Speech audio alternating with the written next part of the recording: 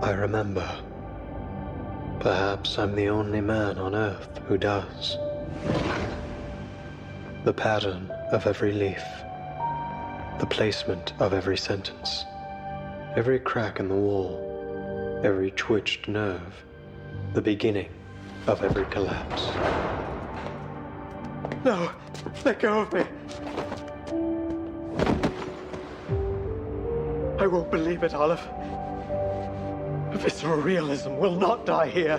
It can't. Shut it. You've wasted far too much time, and all for nothing.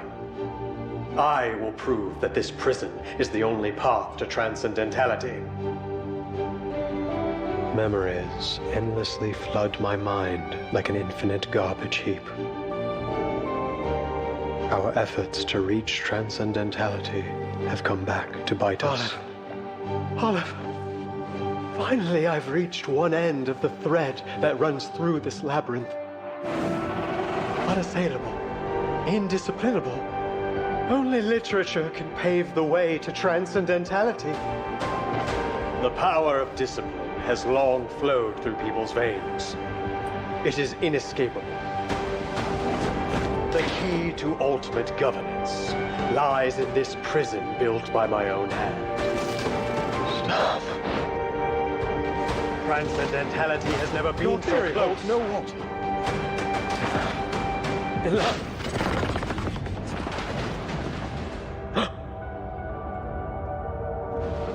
Is this the transcendentality you sought, Aleph?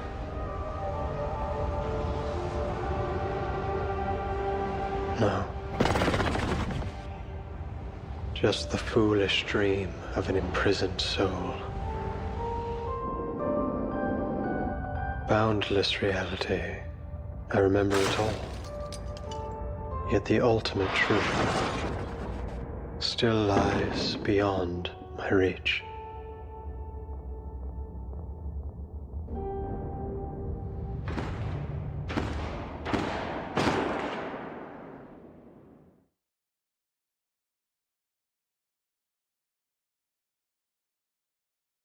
El conductor de burro asesinado está obsesionado con la primavera y sus rayos de la mañana, demasiado brillantes. Recoleta, Recoleta, por Dios, Recoleta. Oh, Señor Boyosa, what are you doing here?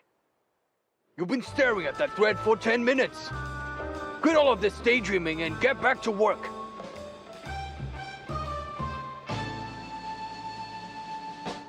A good writer should know how to balance her bread and her poetry. Excuse me. Miss will have a bottle of your finest wine, please. Right, sir. One bottle of our finest wine coming up. Un símbolo de lujo y celebración. Perfecto para el comienzo de una historia. The key to truly spontaneous writing is trusting your gut, just as it is with arcane skills. Just clear your mind and let the creative power flow. Follow your instincts and strike! Oh, perdón. My arcane skill is a bit off today. Huh. You're working harder than usual. Las palabras rotas y la aleatoriedad del destino están soplando en el viento. Great. Now we have to wash these again. Another rejection from yet another publisher. No one ever appreciates the story of my little town. But that will change. All I need to do is keep writing.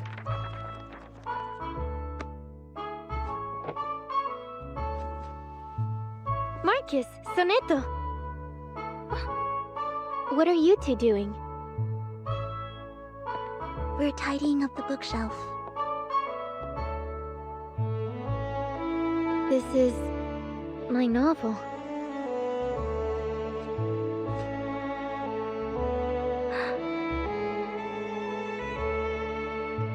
Gracias por leerlo, mis queridos amigos.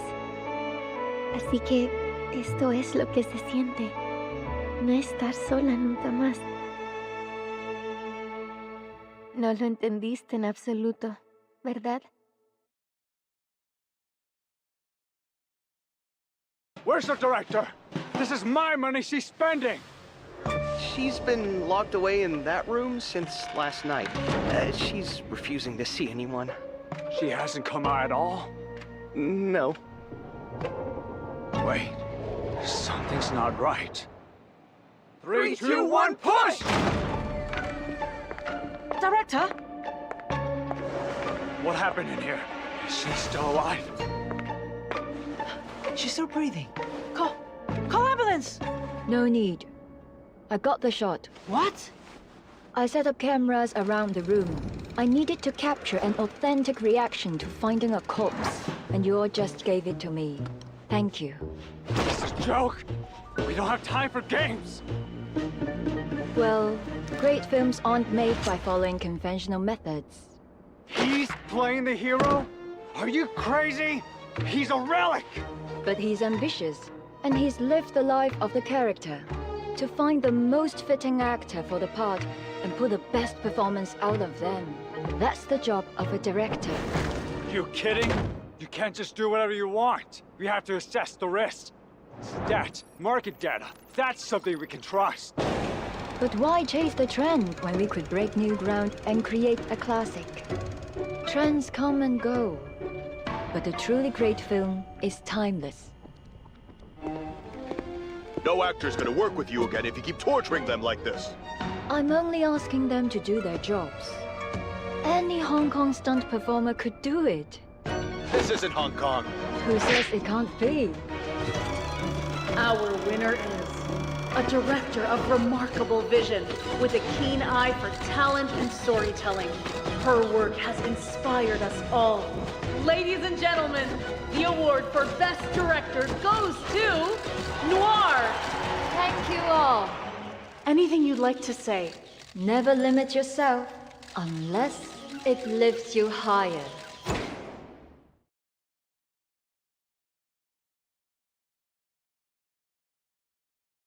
Joining us today is Vigil Cadet Liang Yue, who played a pivotal role in cracking the Critter kidnapping case. What's the most important quality for a police officer?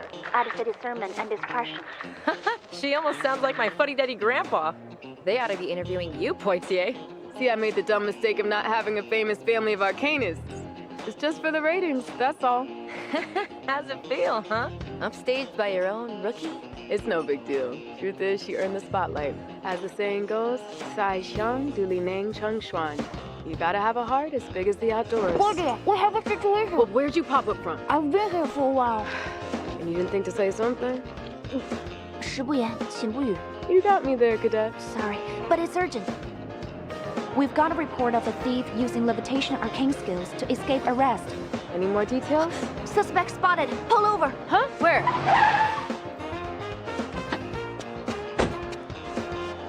He ran into the alley. Crap, we've got ourselves a chase scene. Get back in the car, rookie. Hey! Oh, come on, not everyone can parkour like a kung fu master.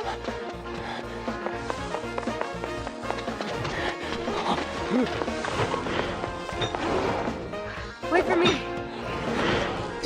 Stop! You have no choice but to surrender.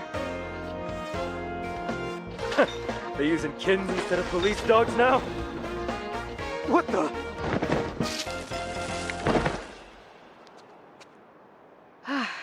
Good work. Vigil Cadet Liang apprehended the suspect within just 30 minutes. During this lightning-fast operation, an unnamed officer was injured. Unnamed officer. You're all heart, Poitier. You know that? What? No comment?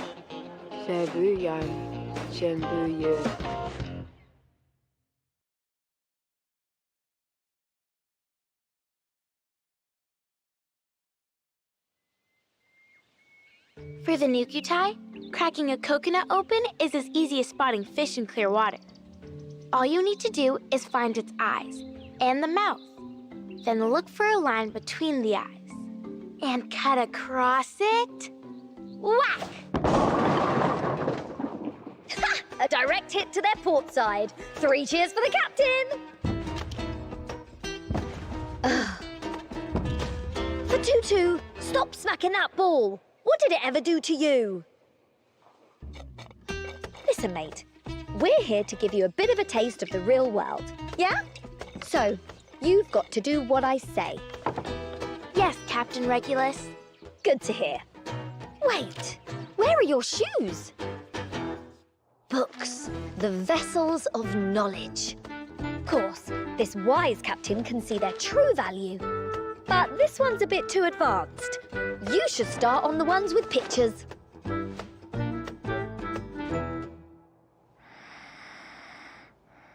Music, the guiding light of the soul. Let this rocking captain show you how it's really played. Oh, I know this one. Is that from my drum set? Woohoo! Feel that wind, isn't it fab? It's just like catching real waves. See anything you like? It's on me.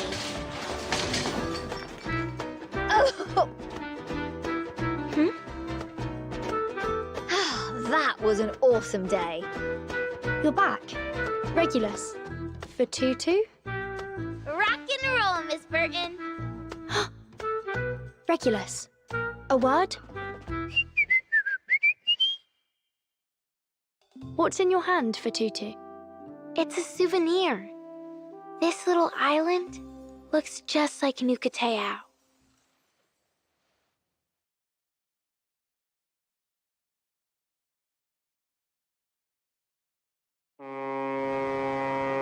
The Free Breeze is a ship that fills every sailor's heart with delight.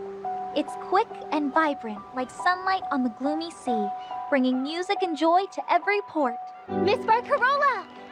I'm so excited for your performance! And I can't wait for you to hear it.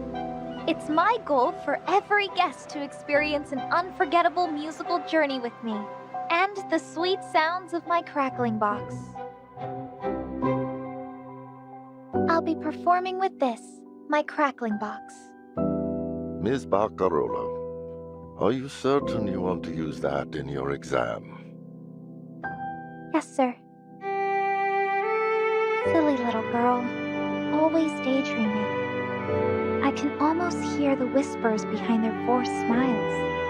Everyone says the Cremonese are inseparable from their violins, and I'm not supposed to be any different.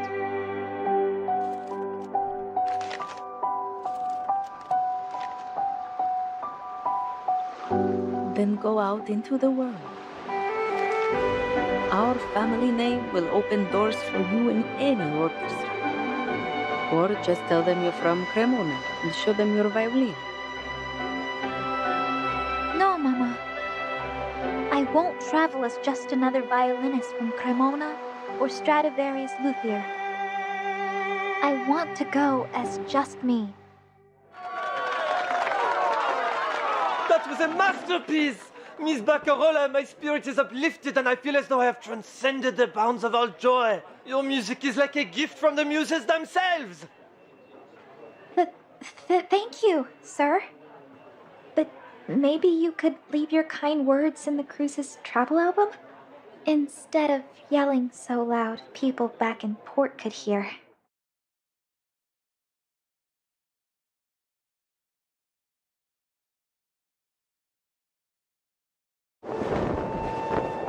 Seems to me I've always wanted to fly.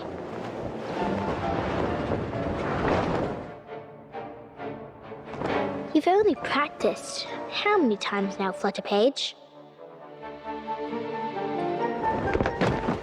Do I got to go higher to take off? Mind yourself, Liberty. I'm cleaning.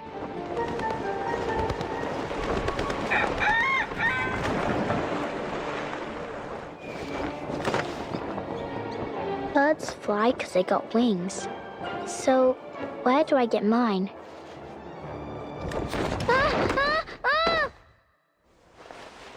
Huh? Dad? I told you not to use your arcane skill in public. But it just happens. You know you were putting yourself in danger, don't you? I just got this feeling that I'm supposed to fly. If I could do that, things would be so much easier at work, and I'd get more money. And if we had money, maybe we'd live a better life. I don't want you to worry over that, love. Let's just go. Alright. Hey, alright, okay. Yeah.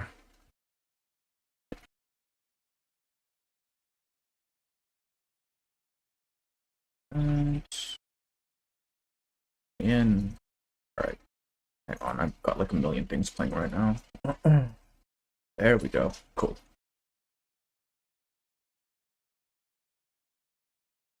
Alright. Yeah, it's been really warm, and I haven't been drinking water as much as I should have, so I probably am just like really dehydrated. Oy. Feeling better a little bit. The water's definitely helping. I had a protein bar as well. I've barely eaten anything today, so like it's not like I'm helping myself. Oh fuck, I forgot my stuff. Okay, we need to. Okay, before we start Aleph shit, we need to clear this out. That's ridiculous. Were there any new thingies? Codes? Also, that video kind of fucking exploded, man. Like, that is by far my best performing video, like, ever. It's kind of crazy.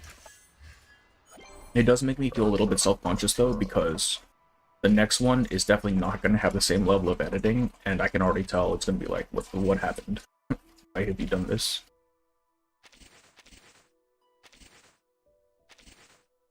Oh, thank you as always, Abel. I will put those in. Let me just...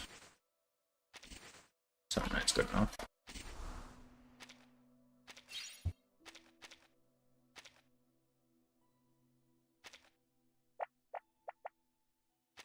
What am I even farming? Oh, probably Ryachki, right?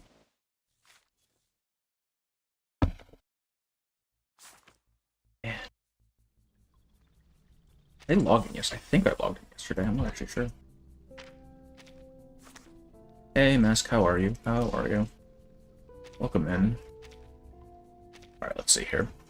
Emphasis. Yeah. Very nice. Ooh, oops. And conflict hits. How many pulls do you need for Aleph, and do you have enough for Kibrina? I think I have enough for Kibrina. Let's see here.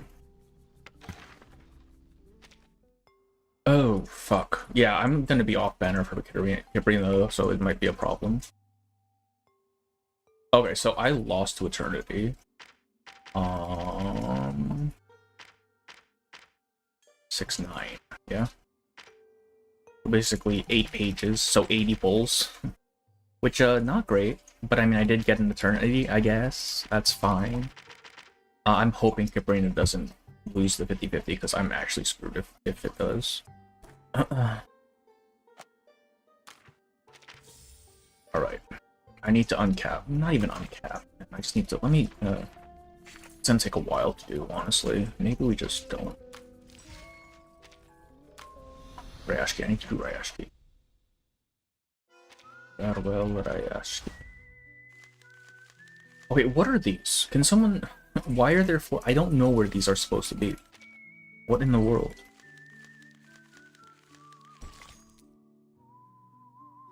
Right. Aleph is kind of busted. I really don't think Impromptu needed this level of, like, buff, but, like, what the heck, it's there. We will experience all this over and over again. The rerun trails, I don't see them, though. Ridiculous. Like, I cannot find them. I don't know where they are.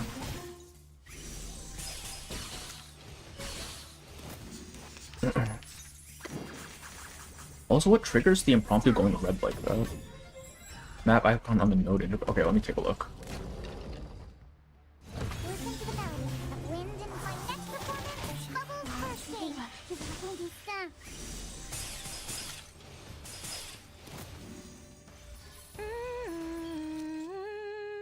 Maybe it's a bug? Possibly? Because I don't see any,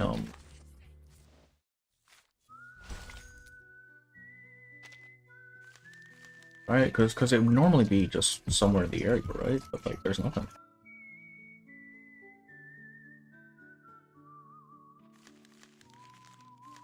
Oh, Redis is debuff. I see. I see. They are in the factory.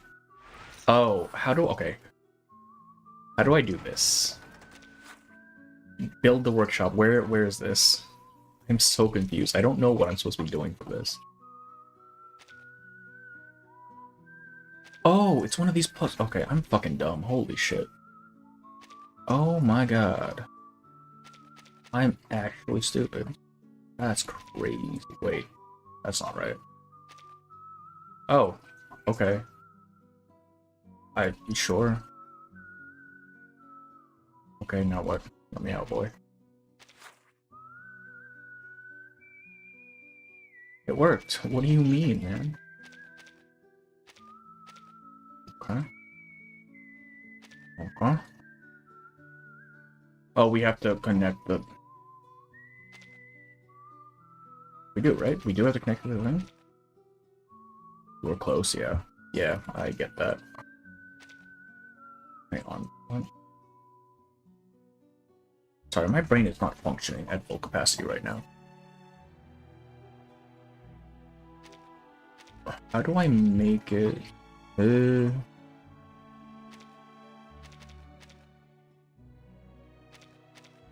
Oops. Oh, there we go. There we go. There we go. There we go. Okay, okay, okay. So it has to be like this. No?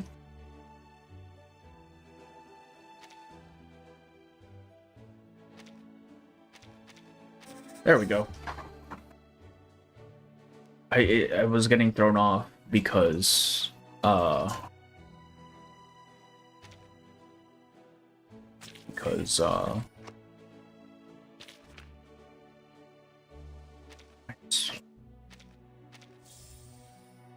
I this is the event I didn't do because I was in the Philippines. I remember that. I don't even know if I have enough time to complete all these, but we'll see. Okay, here we go. Alright, we'll do these later, probably, because I don't want to spend too much time on this. As long as we have, as long as I know what the hell I'm doing now. Alright, I'm gonna be real with you. I don't think we're uncapping anytime soon, so we'll do one more run of this, and then we'll go to the thingy. All forms of power at your fingertips. Bubbles listen to the melodies of wind and rain.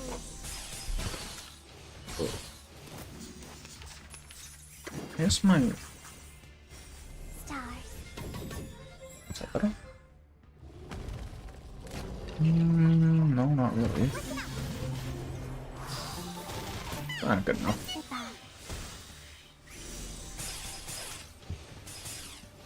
Cool. Alright. Repeating cycle. I'll be overcapped for a bit. It's fine. It's fine. It doesn't matter. Perhaps I should devise. Someone mentioned that Aleph's thingy is like how long? Quite long, 12 fights or something. So is it a longer character story then?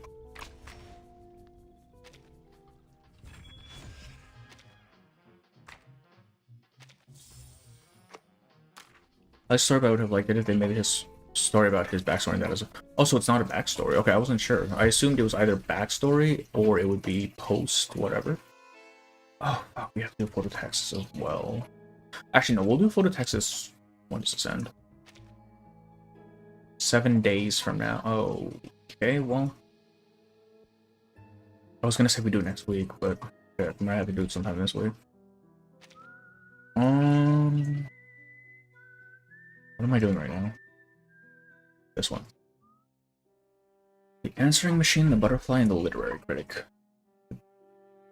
Hey, Bones, how are you? Welcome in, man. The dials aren't long, but there are many games. The games are fun. Last you know something on Thursday. Okay. Alright, because Thursday... Okay, so Thursday, me and Neflatus are doing the retrospective for the event, so that's no good. Maybe Friday or Saturday or Sunday if I'm not too busy. Otherwise, phototext is getting done off stream, which honestly I don't think it really matters. I'm being so real with you. Alright, let's do the survey real quick and then we get right to it, yeah? Oh look, they actually gave us a proper team. That's crazy. 26 is the last mains bulletin for FPP. Yeah, I heard that as well. Oh no, mains. Oh, I thought the two. That's crazy. But are they replacing it with something or what? No, he'll know what to do. Always arguing.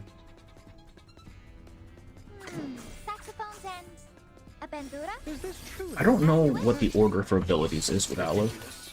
Because when it was just these three, right? Or I mean, in Matilda, it would be Voyager ult and then 2 Barcarollas and then whatever. But I'm assuming I want to get Aleph's buffs and extra action down as soon as possible. Right? Please don't. They come back in 3.0? Oh, so it is a while then, huh? So is there nothing replacing it or what? No,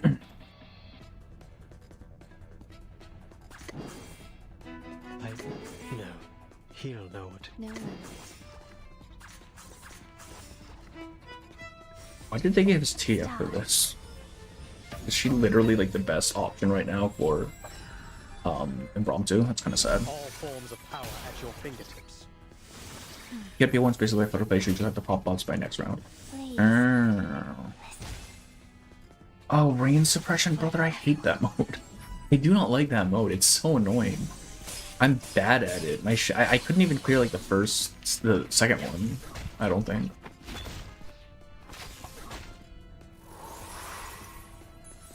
Alright, well, okay. That... Oh, no, I thought I would combine. Wait, no, I should use Alex first. There we go. Do you have any requests? A blessing bestowed by fate. I smell the scent of mint oil. Listen up. Main's currently converted. Oh boy. Oh boy. My next performance. I'm assuming it's the same sort of rewards though, because I can miss some materials. I don't mind missing materials. I can always farm those. Oh my god, just die, dude. Holy shit.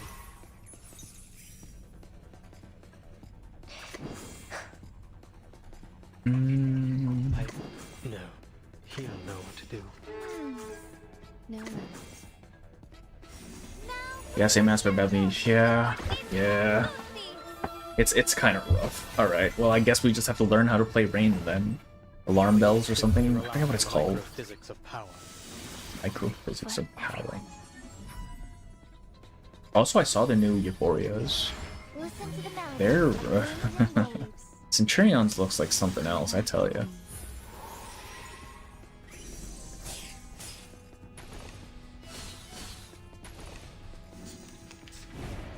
The fuck? Okay, well...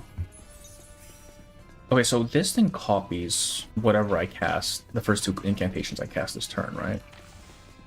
Essentially. Do I have to play this first? Oh, first 3 basics, what the heck? Okay. Oh, this is probably... Alright, fine. Always argue. A symbol of beauty. Right.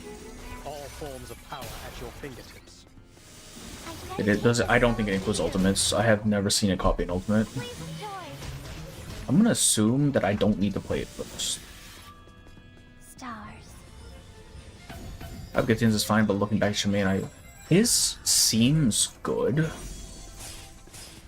I don't know, like, cause it's beast ultimate stuff, right? So automatically you have him with Melania, and then it's fine. I don't know how fine. Like, I don't know if he'll be the best option or if whoever is still better. I don't even know who's in that team, to be honest with you. Let's do this.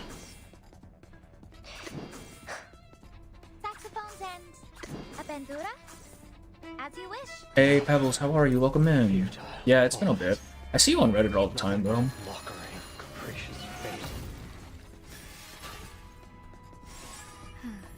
Centurion's Secure looks so underwhelming. I mean, it's just her raid buffs. I don't know why did it take so long to get added then.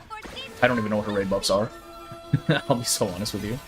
I know she gets Moxie and stuff, but I think the fact that her skills scale off of Ultimate Might now might be significant. I don't know. I'm more interested in Druvis's because it seems they're trying to build a plant, a mono plant as a team, which means Marcus maybe Marcus Euphoria, hopefully. That's what I'd like. Yes. Yes.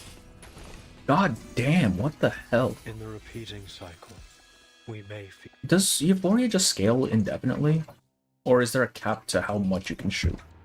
And how much damage it does. Wait, there's only 4 stages? Huh. Bookbar. The Ulrich post to brother, I saw everything. I see stuff on the Reddit. I don't always comment because it's probably better not to, but you know. Read a story before you start the story so you can understand it. I know his basics, right? He used to be human, or I mean, he is still human, technically. He was trying to reach transcendentality, but, whoops. But, in doing so, he took a potion that basically expanded his mind, and in doing so, he lost his humanity, essentially, right? Got a whole script for it, it's great. You see the 3.0 I have not seen the trailer. I avoid the trailers. I don't mind looking at the Euphorias and characters and skins because I already know there's no way I'm dodging all of those. Like, it's not gonna happen. But trailer I can definitely avoid, so I try not to look at those. There's a 5th one, it'll unlock a 5th, 4th node, but it's a little bit open endless. I see. Wait, so what are we looking at? 3, 6. I'm assuming this. Hang on. Let me just look something real quick. Borges. Yep, okay, there you go.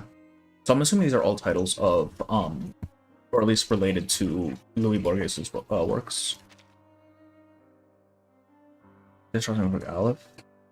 Like his how to build him and stuff? The far end of the corridor. Oh, okay. At the far end of the corridor lies a cell filled with countless communication devices. A solitary figure, tall yet stooped, waits inside his modern citadel, listening for the dormant voices of telephones, wireless sets, and phonographs to awaken. He described his curse. Oh wait, hang on, look at that over real quick. I have been avoiding Twitter for the most part. Hang on. Let me switch screens real quick if this is going to be lore relevant. Jesus Christ, is any of this important? No, I don't really care. Same then. X dot.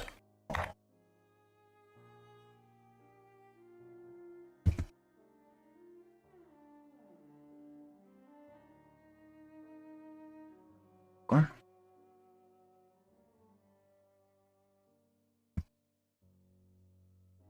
There we go. Okay, reverse. Okay.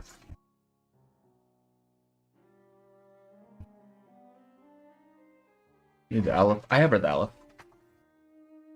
It's an interesting one, honestly.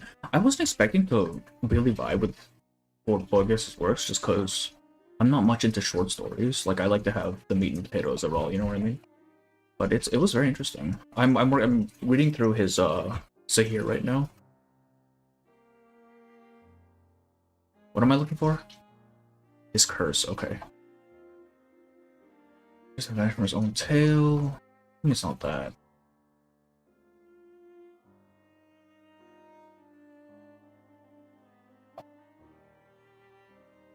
Township, was it this one? He uses your regular powers team. This is just his kit, right? Here we go. Overrun by his chaotic and infinite inner world, Aleph's mind fractured. Over time, he developed new personas, each carrying immense knowledge and memory. I believe he has had 5, rather late 20th century. Oh, he's born on the last day of February. Look at that. What do you mean summer? Huh? That's still spring, dog. Artifice. I noticed this. His thing is Artifice.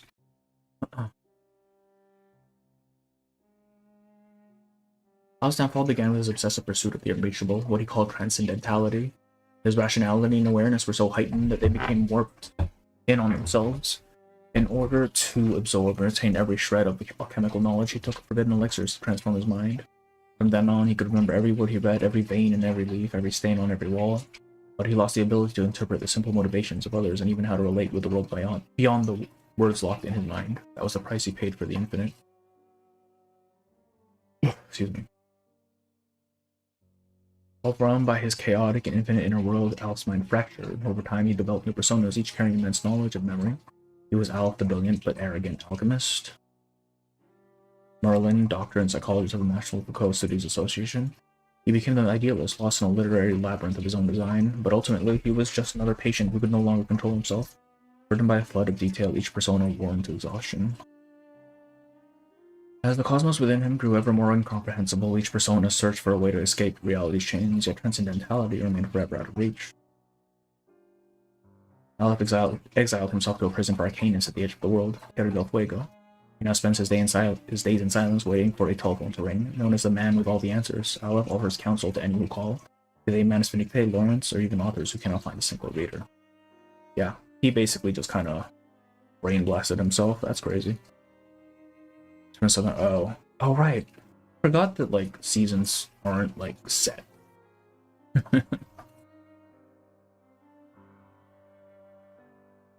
I mean, February is a summer. Okay, well, I assumed every month in Australia was just summer, right? Like, come on. Alright. The black telephone. On the cell's leftmost wall hangs a black telephone. Its metal casing is cheap and rusted. Manufactured in 1977, it arrived as a gift from the National Foucault Studies Association and the powers that be. The idealist, and still its prototype eludes me. This is a mere replica of a perfect form. God damn it, idealist. As we seem doomed to hear nothing but grievances on the futility of learning and the tedium of oppression and power, we might as well name this thing bureaucracy's most miserable mouthpiece. Your choice of name is acceptable, yet still I see you bending it to your ideals here. You cannot keep doing this, idealist, grasping only a fragment of a thing and then twisting it to your whim. So this is definitely a past arc then. The brown telephone.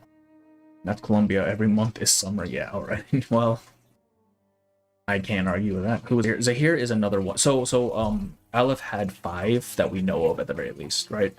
Aleph, Aleph, of course, he had Idealist, he has Merlin, then he has Zahir and Paracelsus. And apparently Zahir and Paracelsus died at some point. Or not died, but like kind of just got erased. The broadcast for 2.7 is out. Update earlier for the collab. 35 days patch. Wow, they really shortened that one then. Damn. Wait. Normally they're normally like 45 days or something, right? 47? It's about a week. More than a week.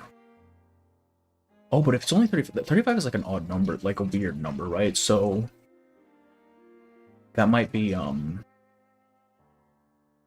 hinting into when 2.8 or 2.8 technically starts. Hey, Ryder, what's up? What's up? That's like, yeah, it's like 5 weeks. Ish, kind of. Actually, no, that is 5 weeks. So just another week off. 42, man, I cannot do math. Thumbnail goes hard, thank you. Suspended on the cell's right wall, a solemn yet refined wooden box traced with the warped inscriptions of the Arcanum. Now and then, Arcanists choose it over ink and parchment to send their messages. We'll never get the server sync soon. The server sync is at least for like another year minimum, I think. 3 2-week split, yeah. That makes sense. 42 is normal. Oh, so it's only a week off. I see. So the usual 1 week off. Yeah, we're definitely not hitting that server sync in a long time. I do wonder how they're gonna do the numbering for the patches.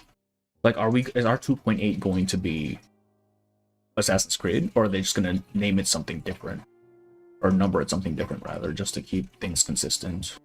Because if it's not consistent, we're actually gonna have to refer to these patches by name at some point. Heard the CN patch for 2.7 ran for 5 weeks too. Oh, okay, so there's... I don't know why CN keeps getting important as well. You think they'd be fine to just keep going? How then should I regard it, or regard them for that matter? Komala Prison, the so-called Manus Vindictae, living proof of dependency theory in its purest form. Your theories are far too radical. Moment, please. Yes, let's call this the parable of a blind ape. Imagine if Yasuke is a collab character. That'd be kind of funny. Wait. Oh, right, because that's a new Assassin's Creed, right? Shit. 2.9 probably reserved for the collab. Maybe. Because, I mean, it is version numbering, so, like, they could just keep it consistent. 2.7, 2.8, 2.9, whatever. Right? But then that just makes things a bit more complicated between versions. Like when you're referring to events between versions. I don't know how much they care about that. RDT's SEO and the Greek Assassin's Creed, yeah. The first playable bag was from a collab, though. Honestly, that would have been kind of funny. The cutting-edge combination of arcanum and advanced technology wrapped up in a frigid metal exterior. Signals surged through its circuits, its frame quivers as it droned in a low wail. Only Laplace could have produced such a thing. Observe how it's been altered in the most unusual ways. Signals wander through its delicate pathways, dissolving into obscurity, their source irretrievably lost. Lost as we are in modernity. It's only more than an effort to conceal the identity of the person on the other end. You're right. Why are we bothering to even name these horde machines? This is the most worthless game of semantics we've ever entertained. They're waiting for a call. Telephone does not ring simply by virtue of our being here, just as Estragon and Vladimir will be forever waiting in vain. In language, we must deconstruct what is taken as truth. I guess Germain doesn't count. I mean, yeah, that's technically, not even technically, that is Southeast Asian, right? So it's not really, you know. More importantly, what and when is now? Are we still within reality, or is this an edifice of our own memories recalled later? If we are only memories, then waiting for anything, even a telephone's ringing, is a paradox. Caught between the endless avenues of what has been and what is yet to come, like every one of us. Patience. All we need to do is wait. Scene lifted straight from the great absurdist tradition. Our players today, the Idealist and Zahir. Act 1. A human in pursuit of transcendentality. Our tragic star, Aleph, a human consumed by the desire to grasp the primordial core of the world, to reach a singular philosophical truth, a concept with neither genesis nor terminus. He was proud once, certain that nothing could be more excruciating than the burden of the unknown, that certainty would break. His pursuit led him to the gates of transcendentality, where he understood at last the key was scattered across the fabric of existence itself. Finally, one day he devoured his Ouroboros with unflinching resolve, a distilled fusion of sulfur and mercury, submitting to the forbidden elixir as it unraveled and redefined his very form. He thinks to himself, I'll find the ultimate truth, and soon... Ring, ring, ring. A sharp, piercing ring. A telephone dares to disturb his scene. Their heated discourse halts as each withdraws to the other side of the mirror. The man in the wooden chair gradually lifts the receiver. This is his ult, isn't it? Hello. Like, that is his ult, essentially. You'll notice that all 4 personalities are knowledge and have taken on personality. Merlin has medical knowledge, the idealist philosophy, Zahir poetry, Paris also has alchemy. Too high on his heroic dose of shrooms, and now he has a yeah, this man had a little bit too much of the good stuff. Yeah, I mean, that makes sense, right? Because he basically became knowledge incarnate. So, but his like mind couldn't take all of it, so he just kind of compartmentalized it all into different personas. Good morning, good afternoon, good evening, and good night. Your continued support is invaluable to us. Whether you're in Cuernavaca, Gomez Palacio, or beyond, you will always remain a valued client of the bar company. Silence pulses out of the telephone line. On the other end, hurried breaths beat against the transmitter, filling the receiver with an irksome hiss. One moment. Sir, please stay online. Any feedback you have will be crucial. Your opinions are indispensable to the bar company. Our main office is in Gomez Palacio, near the Museum of Literature and Fine Arts, just past the Lake of Fractured Reflections to the forest where a single leaf dreams. You must have heard of it. Surely you've seen the burning bridge. In fact, all you need to do is check your credit card statement. I guarantee you've used our services before. Simply complete the following transaction satisfaction survey and you stand a chance to win a round trip to Toulon. The Lake of Fractured Reflections, the forest where a single leaf dreams, the burning bridge, the prisoner poised by a telephone is sure that these places do not exist in Gomez Palacio or anywhere else, but the riddle woven into these words is of far greater value than the promised ticket itself. I've never heard of your company, nor have I ever been one of your customers. You must have played our indisputable board game, Romance Language Edition. Linguistic marvel of subverting contingency and materialism. Regrettably, at present the game is single player only. We are, however, working on improvements. Tell me, would you be interested in a multiplayer format? Perhaps you've got a few close friends handy? Some fellow language game aficionados? Fragments of glass and unbroken mirrors cast back the prisoner's image, multiplying him into infinity. The prisoner nods wordlessly. Splendid, we are now ready to enhance your board game experience. Kindly stand up, face the direction of Aurora, open up to volume 11, go near in the synthesis of scientific cosmology, and spin around 16 times. Stay calm, a mild sense of disorientation is an entirely natural response. Now what vision presents itself in the mirror? In the mirror, the poet, philosopher, physician, and alchemist ripple in unison. Tangled convergence devoid of purpose. Now I'll need you to check the second appendix, idealism and contingent phenomena concordance table. Then identify the corresponding notion and scribble it down at the top of your chart. And there you go, your multiplayer upgrade is now complete. From now on, every game will begin with a single action, placing a mirror at the map center. Everyone knows mirrors expand the world, mirrors invoke revulsion, mirrors embody the infinite. Naturally, we hope you will be understanding. This upgrade does come with a few flaws. It's not a seamless revision. Should you experience any irregularities, we recommend removing all traces of material reality from the game and reinserting them manually if necessary. Actually, just turn it off and on again. Alright. Thank you for your participation. Tell me, what do you think of the game so far? The question is laid out like a trap. The test to reveal whether the prisoner is still imprisoned within the confines of language. Manual removal of all materialist elements. A consummate game of words. A brilliant reply, sir. Yes, brilliant.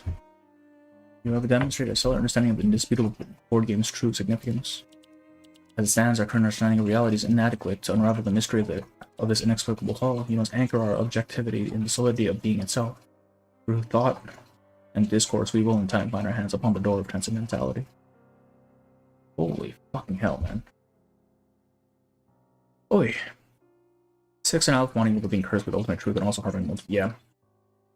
Yeah, actually, they are very similar, aren't they? Personally see at Chapter 9 as an underage at Plato's cave, and this scenario Reckled is a philosopher who left the cave to witness the world of ideas, and Aleph is a puppeteer in the cave.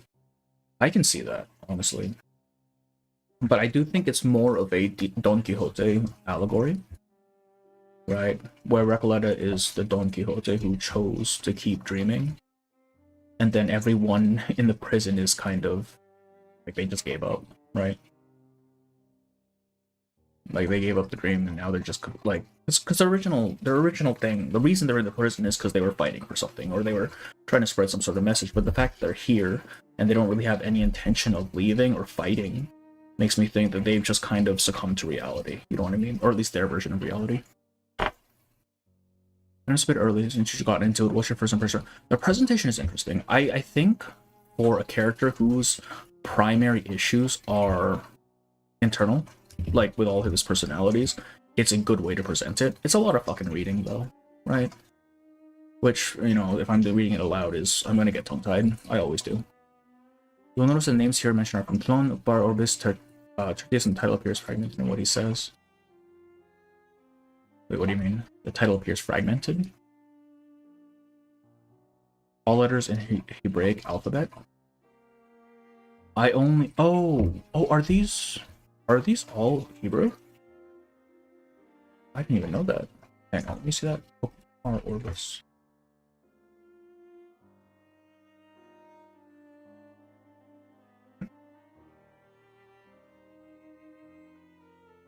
Okay, I don't know. I'm not sure. I don't know if this is a hot take or not, but aside from R99, none of the other gacha games have the balls to tell a story like Chapter 9. Chapter 9 was... Okay, not even Chapter 9. Alright? Ignore Chapter 9, because that's something else. Fucking... Bet's anecdote? I don't see any game covering something like...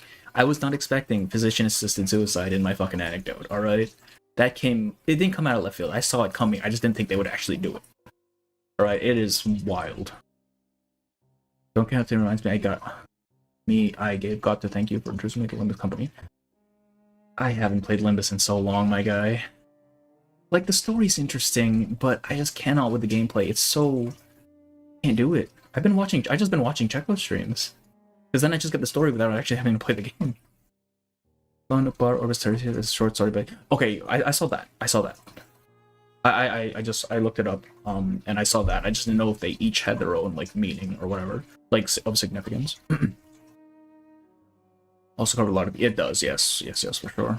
In Plato's original story, the philosopher returns to the cave just to be killed by the other prisoners who can't accept another reality other than the shadow of tyranny. Yeah, well, sometimes that just happens, doesn't it? I actually have never heard of that original ending. Yeah, what is this? Oh, okay, so this is like a card collection game? Is this like Slay the Spire? Okay,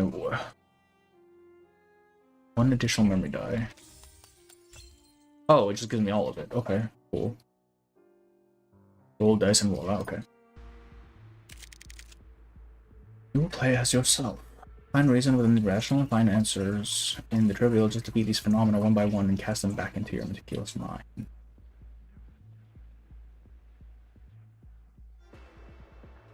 Ready? At the start of each round, several more dice will roll for you.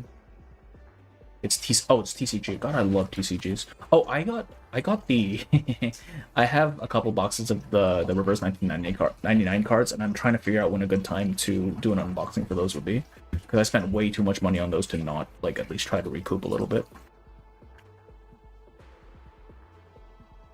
So memory dice, I'm assuming, is all of them, or is it just the red ones? Number based on number of memory. Okay, it's just I assume it's all of them.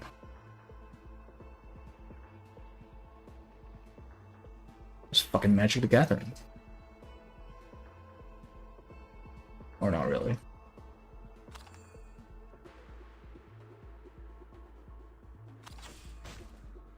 Do the numbers mean anything? I'm gonna die?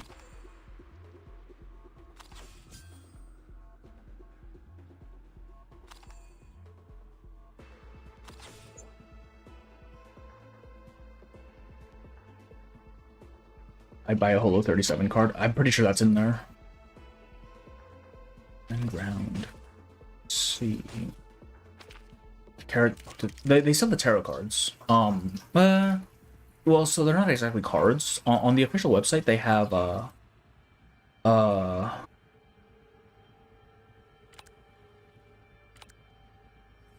sorry.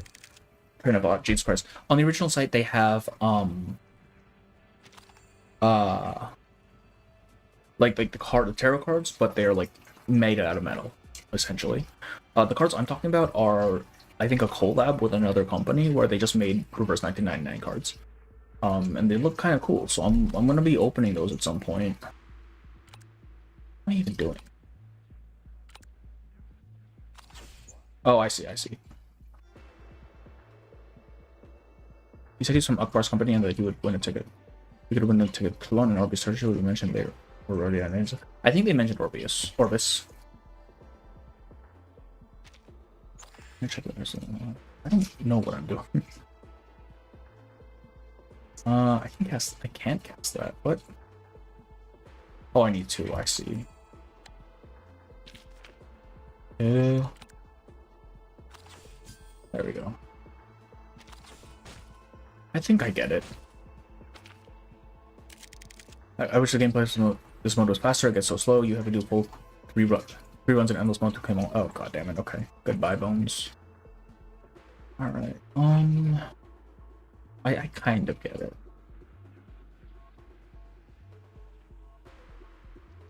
So we do this one first, I think. Why can I not use it? Am I stupid?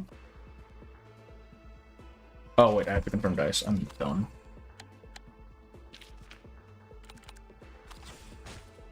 I think, okay, I see. Oh wait, what does Eureka do in this mode? Oh wait, no, I should have, oh, okay, well.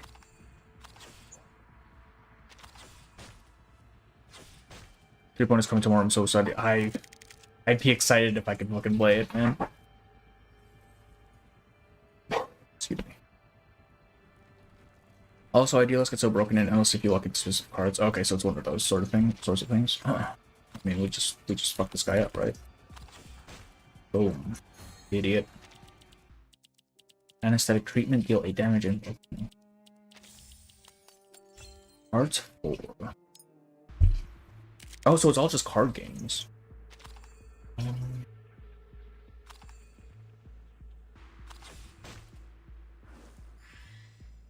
Taking. Oh wait, so it's a damage amp. I see. Kill this guy first, I think. Not enough, damn. I'm assuming these dice don't carry over, so I might as well just use them all, right? Basically, old points, I see. Remember the game because you have 200 HP and the enemies of Lloyd? Yeah. Went from his old clones to Aleph clones in 3.0. Oh, right. I mean, we don't even see his face, man. Does that count? I don't think so. I basically don't even need to use the yellow things, right? Because we just have so much. So I guess there's no reason not to use them, right?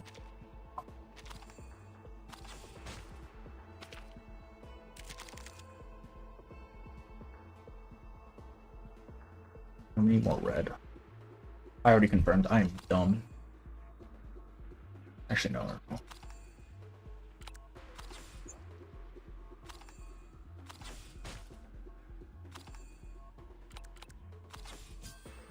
Okay. I don't know if you guys noticed, but 2.x is narratively restricted due to the absence of Arcana. What do you mean by narratively restricted? Like in terms of what they're allowed to show us, or what?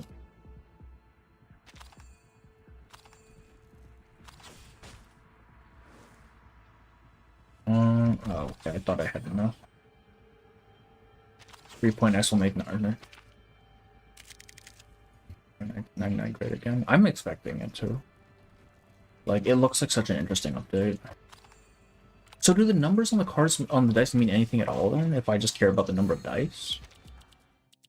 Deal 32, okay. Well. Single die appears on the desk. What do you mean, care on his peak? That looks cool as hell, man. By the way, Rashke, great story, just felt a little weird out. It didn't mention at any point the USSR. I mean, even the time period seems odd, because it's supposed to be the 90s. 96, right? But they're still talking like they're in the 70s. I honestly... Brayashki was probably, like... I think it's very well written. It's not my favorite, though. Just because it feels... The main story at least feels too much like a fairy tale. Like, if you just think about everyone's actions in that story, they were being incredibly reckless. Just, like, unreasonably reckless. For what essentially amounts to pride. And I was not fond of that.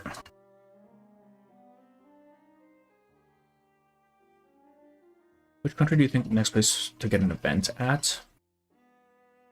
I mean, I think I know where 3.0 takes place, just from what I've seen of the characters. Somewhere in Europe, I'm assuming mostly France, probably. After that, it seems... The theme seems to be mostly war. So I'm thinking we're staying in Europe for the most part for next patch.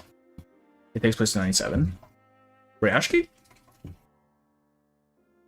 No, right? Because Ryashki takes place before the second storm. Yeah, second storm, which should have been in 96. Right? Obviously, I would love a Philippines patch. That'd be so interesting. Though, if they do a Philippines patch, I kind of hope they fuck up the representation and make everyone like cannibals and sodomites. That'd be kind of funny. A worn black 20-sided die, a symbol of chance and fate. The solitary prisoner rolls it between his fingers. The cell itself shifts imperceptibly with the rhythm of its breath. Is this, for this indisputable word game, a tool for responding to the questions from the other side of the line? A word game shaped by the randomness of being in the pursuit of idealism. I suppose a die that never settles is quite fitting. But who will oversee our game? The poet, the philosopher, or some as yet unknown player standing at the edge of our arena? Imagine that, sir. 21 minutes and 40 seconds, and here you are still online. You, sir, are a kind and patient gentleman, but beyond all, an impeccable connoisseur of board games. What the fuck? Yeah, I just think it'd be funny, you know?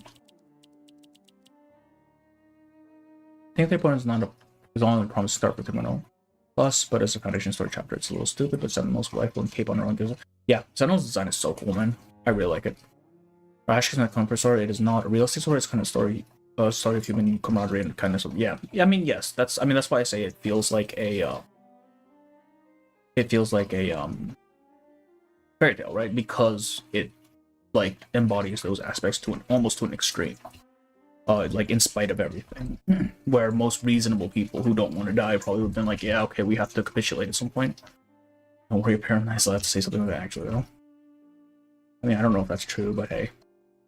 I remember Aleph mentioning that really? Ryashi? That's so weird. What the heck? But our work is far from over. In a global corporeal empire like Akbar, there is always more to be done. Each day I traverse the burning bridge. We say so many things that, yeah. I mean, that's mostly you. I just call him a femboy. Oh, forgive me, sir. Back to business. Have you gotten any pastimes you'll share, or shall we say preoccupations? The answer to that is both singular and infinite. Really, sir, I don't mean to offend, but I wouldn't call answering phones a pastime. Even it's something I happen to do as well. It's far from the sort of thing that stokes the fire of passion. Now, fascination with linguistic paradoxes, linearity, or lack thereof of storytelling, psychology, and speculative fiction, those are true passions. Perhaps that's why the company decided I was so well suited for this role. This guy talks a fucking lot. Oh my god. Only I admit that lately things have been unusually complicated. Akbar has a way of erasing memories. Is it arcane skill or merely idealism? I can't say for certain. Excuse me. What I do know is that I've been searching for a number, a forgotten one, a woman's number. Hear her voice always ceaselessly and always loudly when I step onto the burning bridge. I feel like these are... I feel like this is significant. Like this... Maybe if I had read Akbar, it probably would mean more. The static sharpens to the point of being unbearable. Then in the natural silence that follows, the prisoners hear an echo from the unknown. Hi, this is Laura. I'm not home right now, and to be honest, I won't be back for some time. I'm exhausted and I just can't stay here any longer, but one day I will return. If it's important, leave a message to Orbis after the tone. That way I'll get it as soon as possible. An answering machine, and the speaker has a Spanish accent. Certainly not Castilian, not European. In America, Spanish-speaking territories, Argentina, Mexico, Guatemala, Peru, Chile, Venezuela, Bolivia, Cuba, Costa Rica, Panama. Why not dial every number in these regions? You will find her voice eventually. Eats away at me, sir, day in and day out, confined to the coffin of a cubicle. I find myself asking, where's she gone? Has something happened to her? Is she safe? Okay, so this is interesting, right? Why not dial every number? This is essentially what he's doing for the Panopticon. Like, it is, what's it called? Exhaustive iteration. Just try everything until something eventually works. He's completely fucking lost it. Your mind turns more and more to dark explanations. That's something that's happened, that her life has come unwound. I just want to help her. Maybe she was someone I once knew. I can't remember much of anything from before. Sometimes I'd rather she was just another customer, nothing more. I check her on her again. Making calls is what I'm best at, and I can keep going forever. Or for as long as I stay in Ukbar. Until I've gone through every pattern of numbers, every one of them again. Okay, I'm assuming this surveyor is another aspect of Aleph then. I don't think there's anybody he actually speaks to that's not himself. You're absolutely right, sir. Sooner or later I will find her again.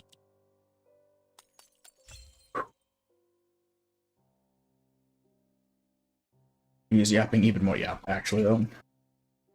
When I still mean the Cyber Madness besides Arcana Forget-Me-Not Arc, also they very narrowly missing Erd multiple times. Yeah, I mean, they didn't even really establish Forget-Me-Not. Also, I find it odd that Forget-Me-Not doesn't have the typical, like, Manus symbols, right? He doesn't have the gold bones on him, he doesn't have the blue or black ink, right? He doesn't have the mask, obviously. He's just in black and white, which is foundation colors. Like, what the fuck? What did they do with this man? I give on some of these, I know there are a lot of voices, but they still yap, but yeah, they do. Might be a real hot take, but as much as I love Chapter 7, killing Arcana was a bad move. I don't think so. I think killing Arcana was necessary. Not just to, like, give spotlight to other stuff, but just to show that how utterly outpaced we are. Right? Because, I mean, Arcana wasn't even really a character. She was more of a plot device. She is a plot device. She's driving the story, just whether she's there or not. You more interested in your story. Knowing most players can skip this, most online players don't even. Yeah, I mean, like, literacy, man. It's a curse. What do you people think about the Violinist collab? We are 28-30 days away from the drip marketing. Month still, goddamn. I mean, they definitely showed 3 silhouettes. I don't know anyone but Ezio from these games, so I couldn't speak to it. What do you people think about? Okay, the Arcana dying point is still the only thread I keep forgetting about in Chapter 7. Not my favorite either. Really? Huh. It will arrive on August 7th. Okay. Yeah, a month. Who's her talking? I think it's Laura, the person who showed up for a brief amount of time. In the note. That's yeah, we'll save bullet meta. Bet. He doesn't have he has like a little shitty gun, man. Come on. What's that supposed to do? I'm honestly surprised they took that route for Arcana. I don't know. I feel like having Arcana around kind of throws a wrench into things because like what are you supposed to do when you essentially have I mean, I'm assuming she's some weird god type deal, right? So if she's around, like what realistically, what can you do? 3.x always difference. They're going to try alternate history route with the I'm very surprised they went with alternate history. Also, that probably counts as spoiler. Probably don't include that detail, but I mean, I already know it, so hey. For everyone else in chat, I guess. Alright. It doesn't matter. I have so many fucking life. No, fuck. Okay, well. So, is this only for this turn? The agony, or is that just a permanent status effect? Or was this thing? Never mind. At least they should have made her death believable so that when X hits up. I don't think it was meant to be a believable death. Like, I don't think their intention going in was, yeah, she's definitely dead, guys, trust us. I think it's that, okay, we killed her, but you know it's not gonna stick. So make the most of what time you have where she's not around, right? I feel like that was the intention as opposed to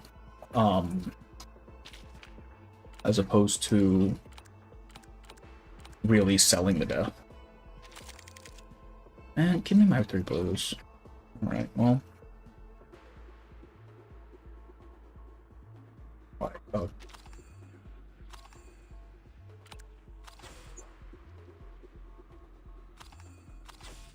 Okay. I keep forgetting to get the extra dice. We can kill the god with the power of friendship, obviously. That's probably solo god if we give her enough. These 3 blues are a trap. Yeah, I feel like you're not gonna hit this 32 damage thing very often. That seems excessive. I really should be rerolling these yellows. They're kind of useless. Am I ever actually gonna need armor for like later fights, or is it actually just pointless to have? Okay, well maybe. This. Big trash. That's crazy.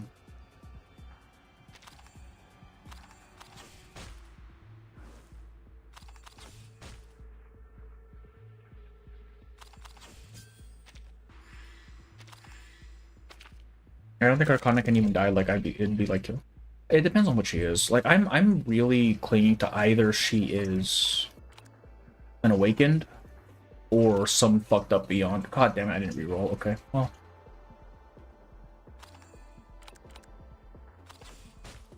It doesn't fucking matter. Nice. Click Alex icon before you use damage card. What is okay, I missed that, but okay. Bar. Las Babas del Diablo. Or are these the phones they were talking about? Browse, silver, and then part 1.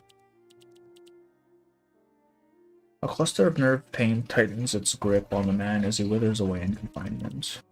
There was no phone. I'm sure you realized that already, but I'll remind you. It wasn't there. Not until it started ringing. It was a survey call from hell. No real questions were asked, and no answers were needed.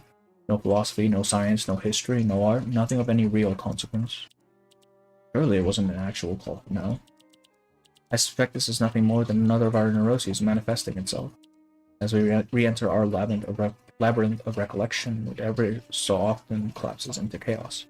Given that, it would be better to conclude this was only an illusion wrought by hyperthymesia. Jesus Christ, man. Fragments of discourse interlaced, shaping a story both novel and obscure.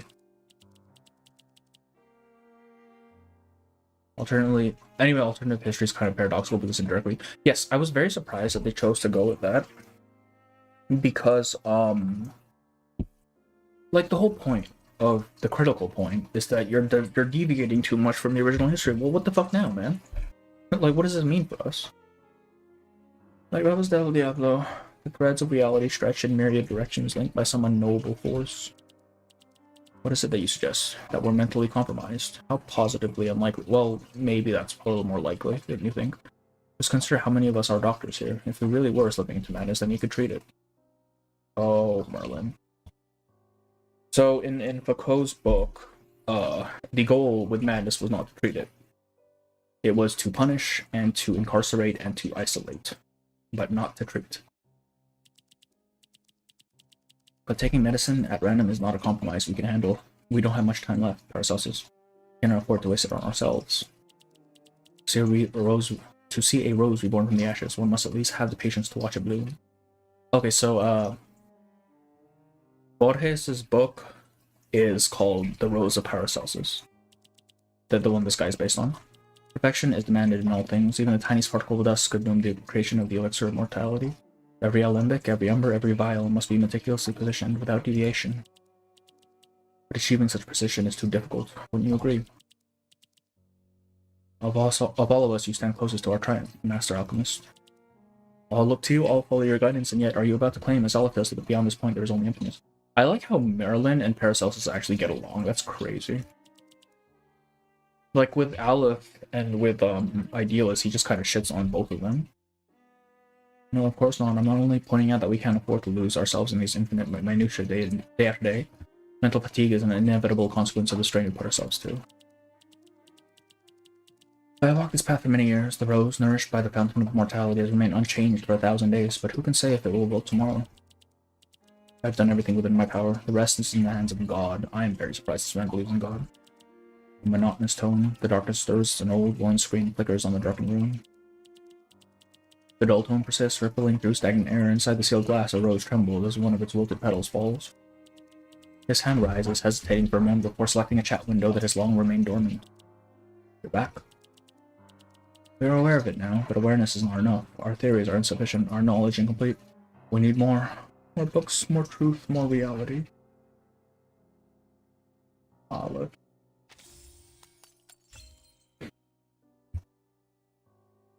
Yes, Patrick plants and pricked out 1,000 jars and a gold finding research for 4 carriers in advance. Now in 2 days from completing the farming it. You just didn't even bother farming, that's crazy. Issue guards just bad at their job. Well, I mean, yeah. What are you gonna do, really? Like, you can't be everywhere. The interesting thing is that the god was made, the dice was made by a god and it had a black slime on it, but Manus did something to it. Yeah, black slime, something's up with that.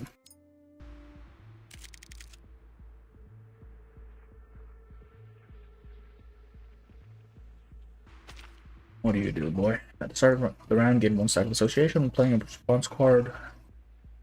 What is response? Are they all just response cards? Add and roll 1 short-term memory die.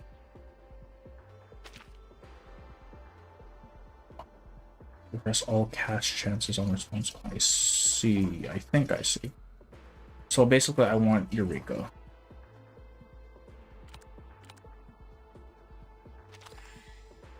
I keep forgetting. Okay. Well, you know, sometimes that happens. Oh, I see. Okay. I see.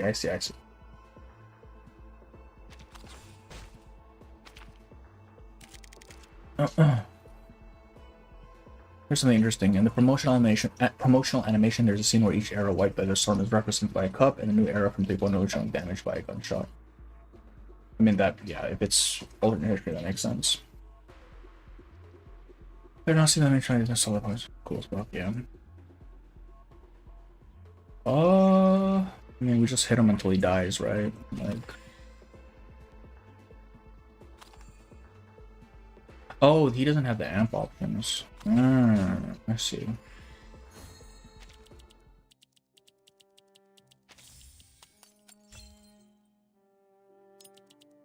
Endless scrolls of messages spill across a small screen, like a nosy virtual neighbor who's farting. Excuse me. Disregarding any notion of consent. There's something unusual in the way this dialogue is unfolding. The linguist. We haven't had this guy yet. How many of them are there? Holy shit. Who in the right mind would greet a person missing for over a year with "you're back"?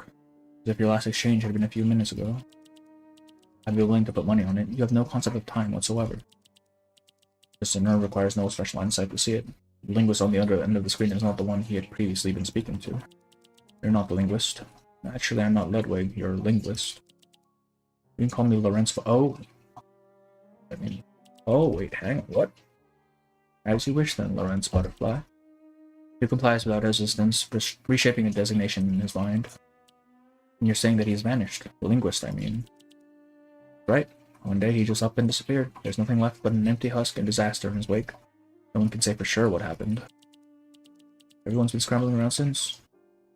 Seems like we keep expecting him to just reappear and take back his garbage spot as easily as he left it. And you're searching for him as well. That's a generous assumption, but at least if we're talking about what it is I'm doing, then sure. As for why I keep doing it, haha. Our 99 will get AK level anime in the next anniversary. Oh man. I worry because I don't know. I don't know if it'll be done justice with just an anime. Like if they have to keep it constrained to like 12 episodes or whatever, I'm worried. Oh. Let me paint a picture for you. I'm in a long abandoned office. How I got here is irrelevant. Let's just say a certain research institute securities team dropped the ball. This place is empty, worthless, except for this 3x6 computer, former property of your linguist. Getting it up and running without setting off any alarms wasn't easy. I've said this 1,000 times before. Refined Dragon Tree resin is a disaster waiting to happen. Using it for any electronic device was madness. Now the entire circuit board is calling with these damn critters. This computer, much like the linguist, has been weighed down by an early gratuitous affinity for classical design. All things considered, the fact this thing still functions is nothing short of a miracle. I guess Ludwig is a member of Ulrich's team who died. I'm assuming, yeah. So in his mind, but later I found out it was real. Yeah, this one definitely seems real if it's the Lorentz butterfly, right? I think I asked you before in Discord, but do you have a current all-time favorite event? Oh, fuck me. That's hard.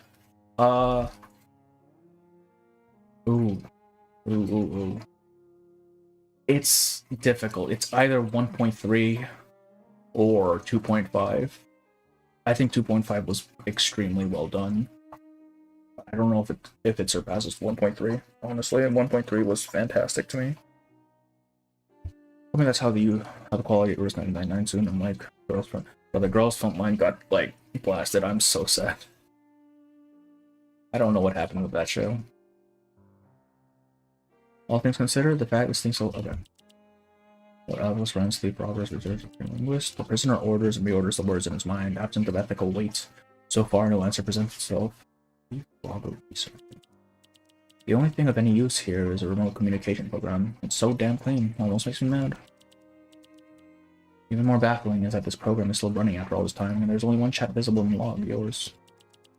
There's someone the linguist never mentioned to anyone else, and Sir Aleph, you two certainly had a lot to talk about.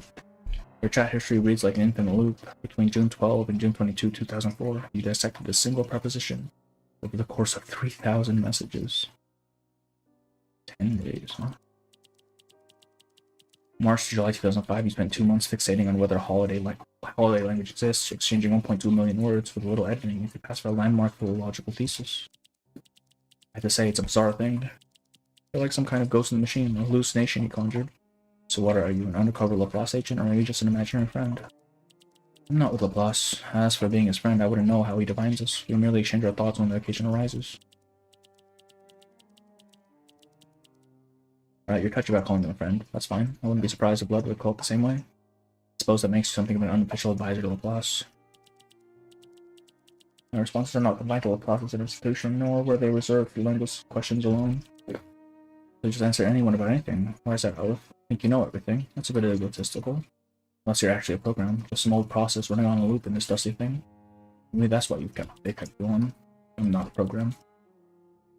Thanks for your honest answer, Aleph, and yet oddly enough, I feel more confused about you than ever. No matter. I think your responses might somehow be more mechanical than programs, so let's change the subject.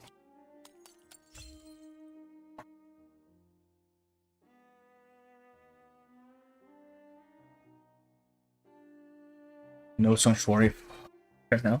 I feel Notes could have done so much better if they gave it just a few more nodes. You know, give them a few more nodes, give Ju's character story a little bit more, and it would have been fine. But no, man. What about Lorenz in the White Marble House? Right now, they just feel like extra information. I mean, the White Marble House is pretty ominous right now. Because it does seem like they are pulling the strings to a degree. Lorenz, I mean, they're just kind of there. Chinatown, yeah. Well, Ralph and God Voyager. God, my apologies, TD. That's unfortunate. Current favor is 2.3 generally. 2.3 is a good one too, yeah. I just like 2.1.3 just because of how all the thematics just align so well. So one mentions I'm probably catering to know. I mean, Voyager's good, right? Voyager's good regardless. She needs Euphoria 4, that's crazy. Oh, Euphoria, not your portrait. Those voice acting is what I show why I enjoy verse 99 voice acting. Also not because she praised my video. Oh wait, that's true. 8% casual readers don't even know what the white one. No, definitely not. Like they probably, I mean, the cuck chair in 2.2 was sent by the White Marble House, so maybe they recognize the name. Maybe. In the chapter still a goat in there. Okay, well, I mean that's main story. I'm assuming they meant like event stories, right? Oh god, my allergies. White Marble House is definitely the end of story. Yeah, yeah, almost certainly. They seem dangerous. Cause I can believe Constantine is fighting for like.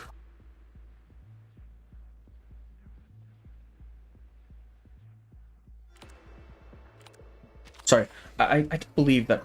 God damn it, I did it again. That Constantine is like fighting for humanity's best interest or whatever. I don't know if I can say the same for White Marble House. Like as much as Constantine has questionable methods, I think they are in service of some sort of greater good. Ain't no shot that's the case for Marble House. They seem up to something.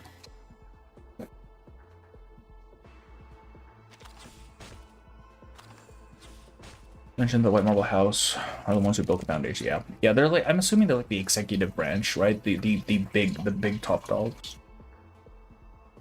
The White House of America. I mean, that does seem to be what they're implying. 1.9 best by a mile. Yes. If we're just talking all updates, yeah. 1.9 is something else. I don't want to use yellow. What am I even re-rolling for? Like, I can't.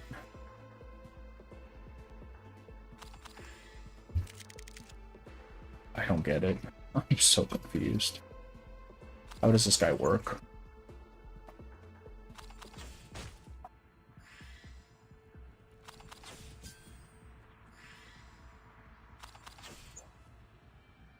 Right? And then we ult. Oh, so when we ult, we get to do shit again. I see.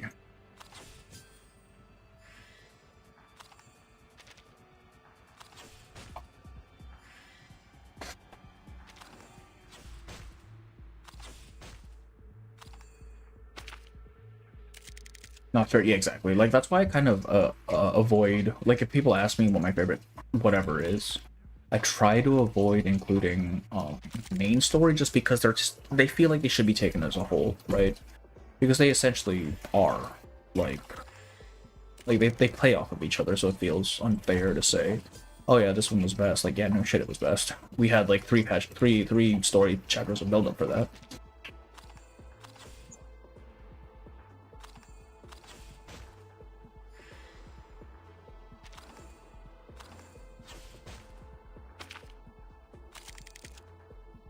I don't know how this I honestly don't know how this thing is supposed to work, but it seems to be doing the trick, so it's fine.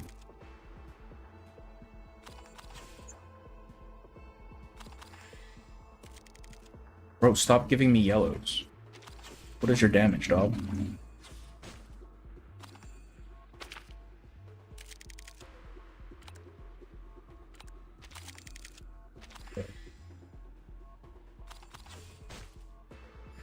Oh wait, I can't even do it. Well,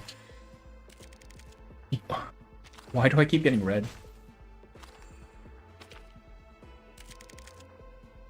In Chapter 4, narrator also mentioned that people from Packers don't even look like humans. That's interesting. I don't know if that means they look like he assumes they act like Arcanus, or if they literally do not look like humans. That's interesting. Okay. Bad rolls, actually bad rolls. Side story writers are better than main story writers right now. Depends. I think, well, okay, my thing with just the 2.0 series as a whole is they seem like all the stories. It seems they want to be connecting all the stories. Like, all of them. Except for, I guess, 2.3. Which doesn't really work, because you can't have them all be main story chapters. I think the goal was to make it seem like the search for Manus is kind of going on in the background. But I mean, you can't just drop everything and do the one thing, right? Like at the end of the day, you still have work to do, so it's kind of just incidental to their work. Two books rest upon the unpolished wooden table before him. The Pale Lady in Chapter 4 that talks to another part of them. The Pale Lady in Chapter 4? Oh, I believe that's just some random Foundation lady. I don't think that's Pack Security Council. The only character I like in this mode is Idealist. Idealist is going pew pew pew with all his Eureka. Merlin makes sense. At least I have no idea what Aleph does. I think our name is big enough to have an entirely different team for each chapter, yeah. One book bears the title Meaning and Mental Phenomena, and the other Structural Analysis of Symbolic Systems. The pages are aged and yellow, and the first cover is adorned by a precarious slip of paper with words. To my dear friend Aleph, Ludwig. Hey, Pampa, how are you? Welcome in.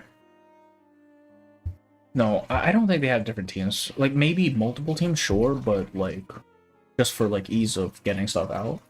But, like, there's not a chance that they have one for each thing.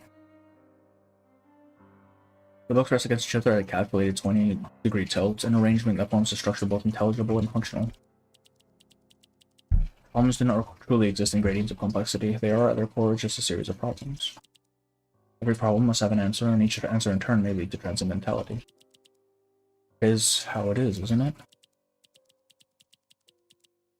Another thing we don't know is who Tartuffe is, who, when the organization that owns the prison partners to Aleph, escaping put Aleph under control and is mentioned in the Photo Taxes. I haven't done Photo Taxes yet. Couldn't speak to that. Not the Lilia Dream guy, of course. What Lilia? The guy who, like, gets beat up by Lilia at 2.1? Are we talking about him?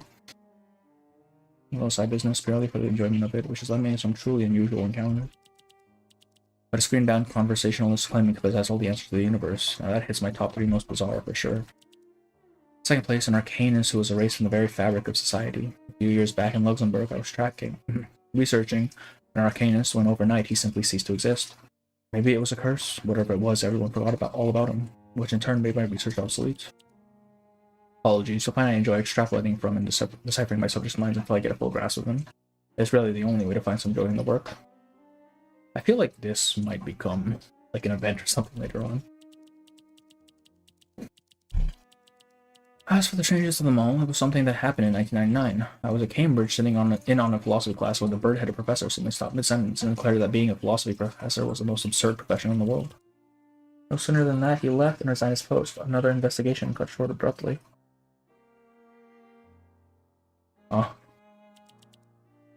Thief, assassin, sociopath, like lost evidence. The scattered words solidify, locking into a discernible pattern. This time the prisoner has his answer. You're an assassin with the talent for analysis, and a linguist is the latest of your targets. If you're looking for the linguist's location, I cannot help you, at least not yet. Your identity is irrelevant, I simply do not know. But you know everything. An absurd truth, but what compels such unguarded honesty? Assassin in Laplace. Perhaps because he is even less of a threatening conversation partner than a program. Don't be so hasty, Aleph. For researchers and assassins alike, truth is like Las Babas del Diablo. Las Babas del Diablo. Thousands of strands impossibly entangled, forming patterns that twist into incomprehensible messes. Las Babas. Is it another book? It's another book. Yeah, it's another book. Alright. But we mistake our incomprehension as merely the first flicker of a clue. Tell me about your work, you and your linguist. I want to see what kind of cosmic embers your twin intellects have sparked. The linguist and I, or to be exact, he and the idealist, have been engaged in the pursuit of a perfect linguistic framework. If that's so, then you believe in the possibility of a perfect language. There are languages whose phonetics are widely regarded as elegant and others valued for their communicative precision, yet among them all I found no single language that embodies perfection. Yet the idealist is determined to create a language that tolerates no vagueness, one in which every team is precisely defined and controlled. In this endeavor, he and the linguist were aligned. The linguist held that only by building and maintaining rigid definitions would we be able to erect a true foundation for metaphysics. Completing this task would eradicate the notion of skepticism that has persisted for a century. solve nascent contradictions of empirical inquiry. They should themselves create a linguistic framework capable of encapsulating their own understanding of reality. I see why you get along so well. Someone's coming. We'll have to put this on hold for now. The details of your perfect language model, I have a feeling they hold more pieces of the puzzle behind the linguist's disappearance. I will unravel Las Babas del Diablos. The words twist and distort before the prisoner's eyes. They unfurl into a band of digits and keystrokes, the logic among an entire world, and revealing to the prisoner sights never seen before. Just covered office door opens and security officer storms in. What are you doing here? This entire floor is off limits. Oh, I just happened to be passing by and noticed the door's open. If you want to point fingers, maybe start with whoever left this place unlocked. Step away from that device, ma'am. So it's not X. You're in direct violation of Appendix 3, Section 68 of the LSCC Safety Management Regulations. According to protocol, I have no choice but to. Hold on, this is a piece of history right here. You need to respect its delicate circuitry. Handle it with care. Ah, great, now you've gone and riled up the critters. A storm of critters surges through the machine, shorting its circuits in an instant. Flames catch on dust-laden files, and the abandoned office erupts into an all-consuming blaze. Well, let's just hope Ludwig really is dead. A lady, huh?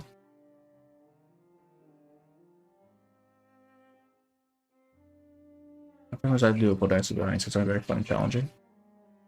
Accent his actors and I mean, not really hinted, is it? I guess technically it's hinted, but we know he did it. Making Iceberg we consider adding X might be the mana spy because of the I2 output, yeah. I2 is so... Did Nemo get reversed? Nemo is currently in somewhere in Asia. He's on vacation right now. He'll be back by Friday, or Thursday rather, for him. And I believe he's starting the Persona game when it comes out in 2 days, so that's when he'll be back. Assuming he's not like jet lagged to shit. The monitor who said he could know everything about the universe refers to one of the inventions. Yeah. The Laplace's demon, right? If you know all the initial conditions, then you can predict everything with unerring accuracy. It's so obvious because X is the moth motif but a butterfly one. Yeah. I mean, they are technically the same family. Or, forget what, genus? Same genus? Likely Black Ibis. Black Ibis is that's a wild one. The dice game is interesting. I don't know how this fucker plays. I don't understand what he wants to do. But it is interesting, I will say.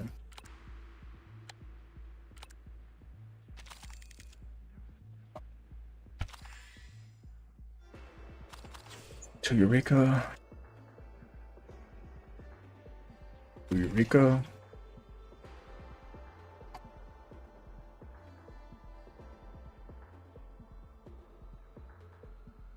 I don't get what the point of this one is.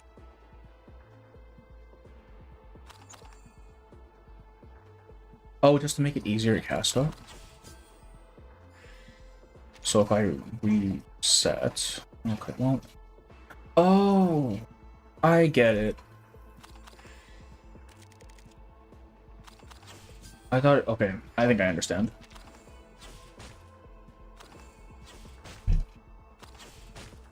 And I want to go... If I go down to 1 Eureka, then I can just keep spamming shit, right? Brother, stop giving me garbage. What the hell?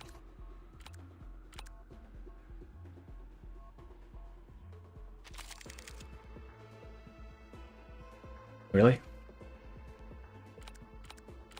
Give me blue, dog. There we go. Okay.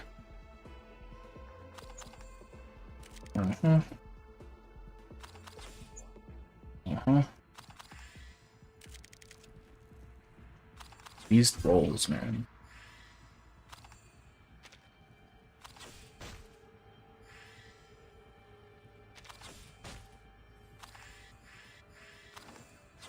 Lock period 2.0 to 2.4 in chapter 9. Yeah, she did. Oh, come on. Give me some, you know what, that works. 2. Down to 1. Let me go down to 1, fucker. Alright, well.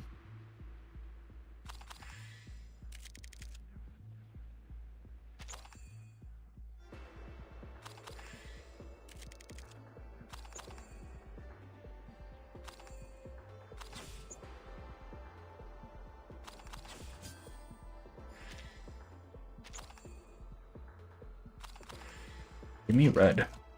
Why are you doing this to me? Just one red, man. All I ask for is one red. I hate you. Alright, well. Apparently getting the Igor special. Actually, though, what are these rolls, dog? What actually are these rolls? I am going to off myself. I can't. Why is it locked? Bugger. God damn it.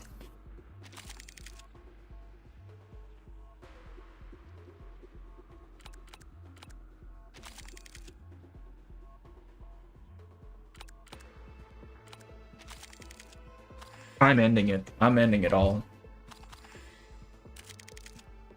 Oh, at least we got that. I can't even use it. Okay, well. Fantastic. I don't know who's locking me, but they can go straight to hell.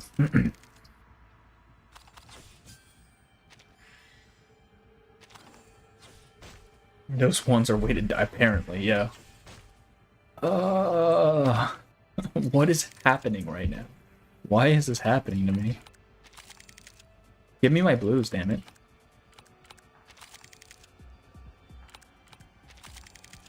There we go. Okay, this is workable. This is workable.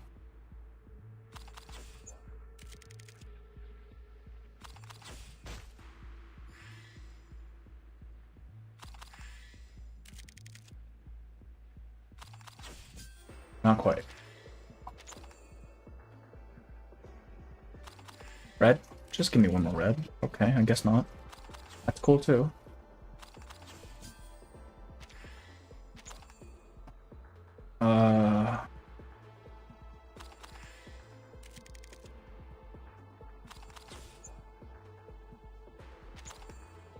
Brother, please. Thank you. Holy shit. That did not need to be that hard. Infinite free dice, actually. I mean, it's technically not infinite, right? It's just... I still have to roll blue and stuff.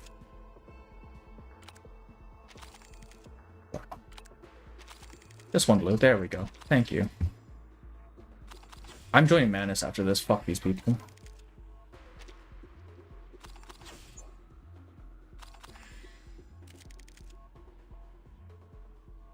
Reset.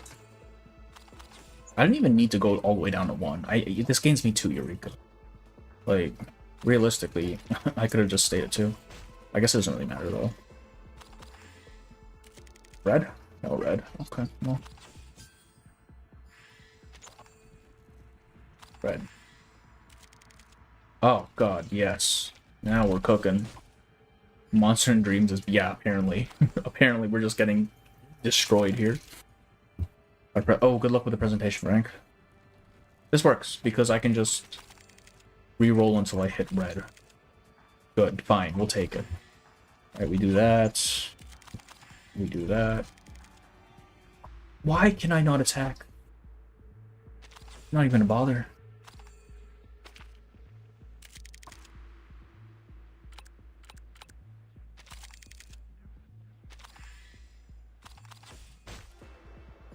Okay, I don't know why that did 14 damage, but I'll take it. Yeah, Lapera's kind of screwing me right now, man. What the heck? Okay, I mean, if you can get the engine running, it's interesting, but it's way too... It's random as hell.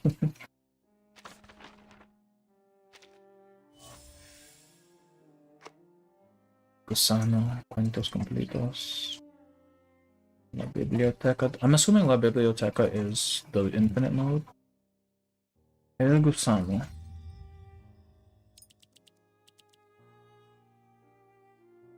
The other party's online indicator turns gray, never to light up again. I rather enjoyed talking to our friends from the computing center. They're such a diverse bunch, always thoroughly interesting. Friends? Interesting, really? Textbook sociopaths hiding behind the veil of academia. Is that what you consider interesting? The only con is lack of their... Yeah. It is a fun game. It's just, you know, when you roll poorly, it's significantly less fun. I summon a pot of greed. Reverse depicting Discord, dang, yeah. As for this remorseless predator who delights in dissecting others, all they've done is flail about looking for clues to find their vanished prey. But they aren't our problem yet. The only fitting destination for an Arcanist criminal is Kamala Prison, right beneath our feet. If circumstances allow, we'll ensure this assassin gets an invitation. Maybe she's too caught up in her research. We should impose undue interpretations on her words, considering how language itself defies definition. Ugh. We started it, we're never working on this month. Last boss event, let's get damage you every time you roll and roll. Oh, okay, well, I'll just straight up kill you. Analyzing the inner logic of language grants insight into both the universe and our place within it. You're starting to sound like a linguist. It's an alluring thought. After all, isn't transcendentality we seek inextricably linked to the definition of nature of reality? The definition of nature of reality. Linguists has posited that language is merely a totality of propositions, just as the world is a totality of facts. The direct mapping between them suggests that the world possesses an inherent linguistic essence. And it is through language that we may uncover this fundamental essence. The world has no inherent essence. The transcendentality we seek cannot be articulated through language. I won't even entertain the idea. Even your antipathy to the concept demands at some level that you have studied it. Marilyn, like when you wrote that scathing review of our young novelist manuscript. Can't deny it, you finished reading. Aleph did.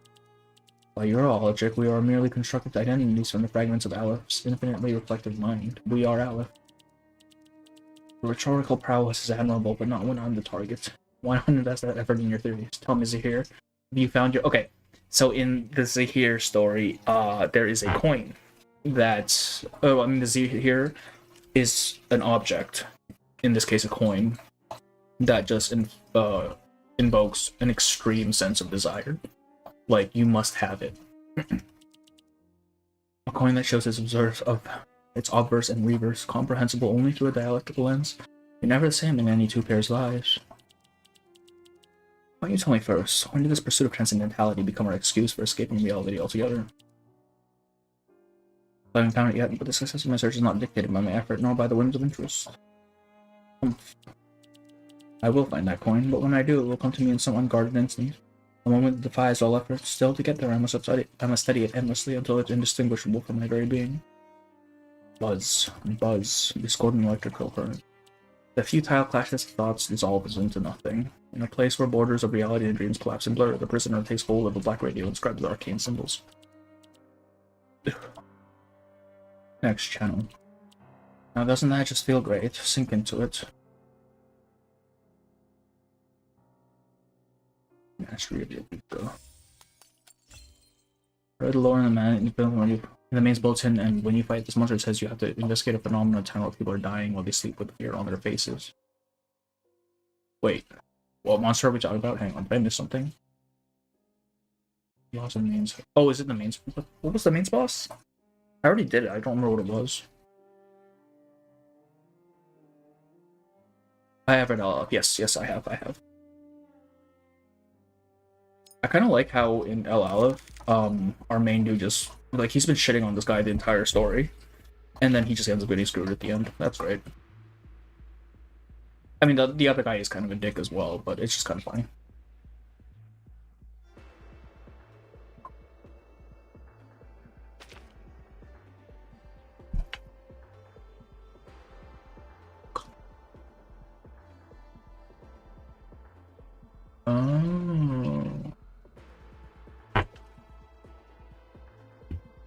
Who didn't? That looks peak. Yes, ideally it's peak time. Okay, so do the numbers on the die never actually matter then? Because like they only care about the colors, it seems. Alright, so I should have rolled for blue. Damn. Well. Hey, Pampa, thank you. Thank you for rejoining. We do have members. I really should be plugging that more often. But thank you, Pampa. That's fantastic. Also, Decaf, hi, welcome. How are you? I'm running through Aleph Story right now. I mean, story is one way to put it, I guess. It's interesting, though. The one who appeared in chapter 4. Oh, the dream. Yes. Okay, I have had some theories about the dream thing. But, like, I never actually got around to writing it down. More dice and card games with Aleph, yeah. It's an interesting game mode. I do enjoy it. Right?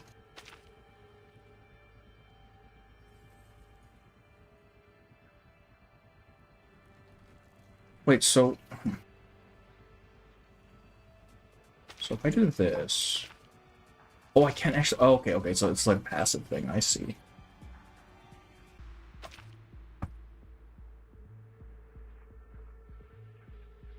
So I don't want to be using my Eureka then, because he just hits shit. Right? So I just want to be rolling blue dice.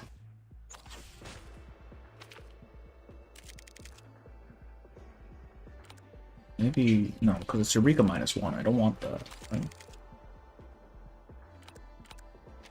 Well, I guess I can't really force multiple blue. I see. Number count for the next stage.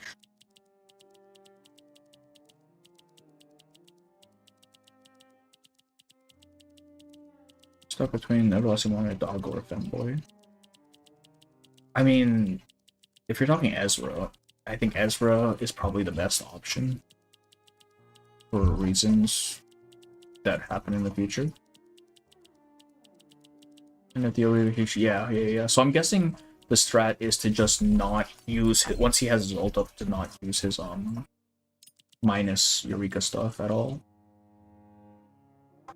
Free 6-star, you get a 2.7. I'm so annoyed that the free 6-star is not. It doesn't include Centurion. That's the one character I still need from launch that I don't have. Soothing voice rises from the speaker, warping within the coils, reshaping itself into something that defies comprehension. Ezra's not part. Oh. Yeah, right. It's only like the first couple things. Either monsters we encounter stories or monsters similar to those that we have encountered. Yeah.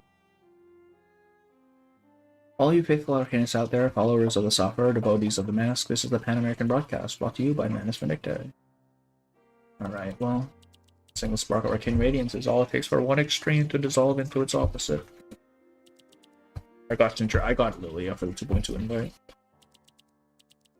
From the mental repetition of classical compositions to the relentless assault of bad news, from literary autopsies to the vogue of tragic radio plays, every note, every word, every sorrow is just a little touch to the dial away. Pan-American Radio, Arcanist Radio, bringing you the latest voices from McMurdo Port. Antarctica is still basking in auroral radiance today. That going tide will keep gushing into the sky and hovering over the world until time itself breathes its blast. I need some further consultation. The dog is good, yes. I would get the dog if you don't need anything else. I think Eternity gets power crept soon, or like in half a year. Is it better to have Eternity or Lilia? I would go Lilia. I wonder, listeners, how does the sky weep where you are? Is a storm raging or has the sun fallen? Let us relish this moment together on the last evening on Earth. People in floor. No, don't know why I clicked that. Hello, Miss Grace. Hey, it's Grace. Extend my sincere regards to the preacher. Through the static, a soft and steady breath emerges. Quick, restless, and measured at precisely 106 beats per minute. Oh, she's agitated? The line is open. A listener from Ushuaia is now on the air. Pan-American Arcanist Radio reaches the ears of the devoted across continents, from Los Angeles to Sao Paulo, from the Chilos to Ushuaia. Our dramas have captivated arcanists everywhere. You, sir, you are a mere human. That is an enigma in itself. I say mere, but you are anything but ordinary. That much is clear. Can you imagine Miss Grace being a radio DJ? That's kind of weird, isn't it? Years have passed since Mr. Forget-Me-Not and I last spoke. A mere intersection of research, nothing of significance. There is nothing exceptional about me except the fact that I cannot leave this place. I will speak plainly, Miss Grace, so long as you find reason to listen. The station has many listeners, but none quite like you.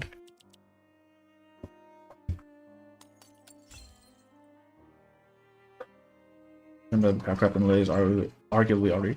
I built Lang UI, I still don't know how to use her. I have a limit character to when it relates to HP scaling or something, so probably Eternity could be a bit of help.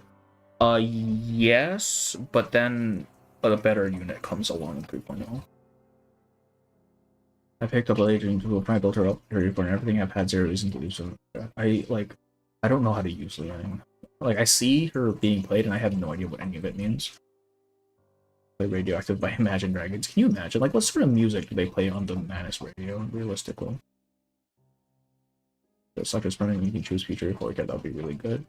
Ooh, that'd be nice. I don't think it's permanent, though. I think it's one of those things where it's like, it gives you the option to select when you log in or whatever. So, I see you for yeah. Alright, let's do some cards.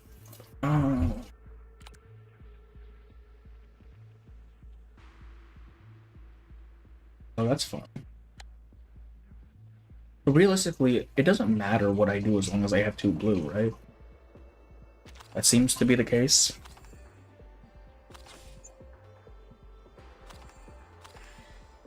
I should have done that in the other. Jesus Christ, I'm so dumb. Idealist seems kind of strong. Just his passive.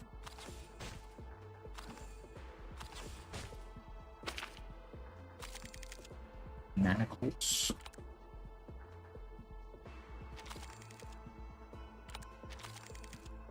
Really don't think it matters what this color is.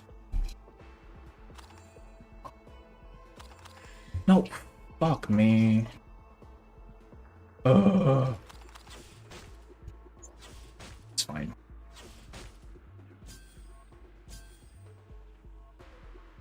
Around.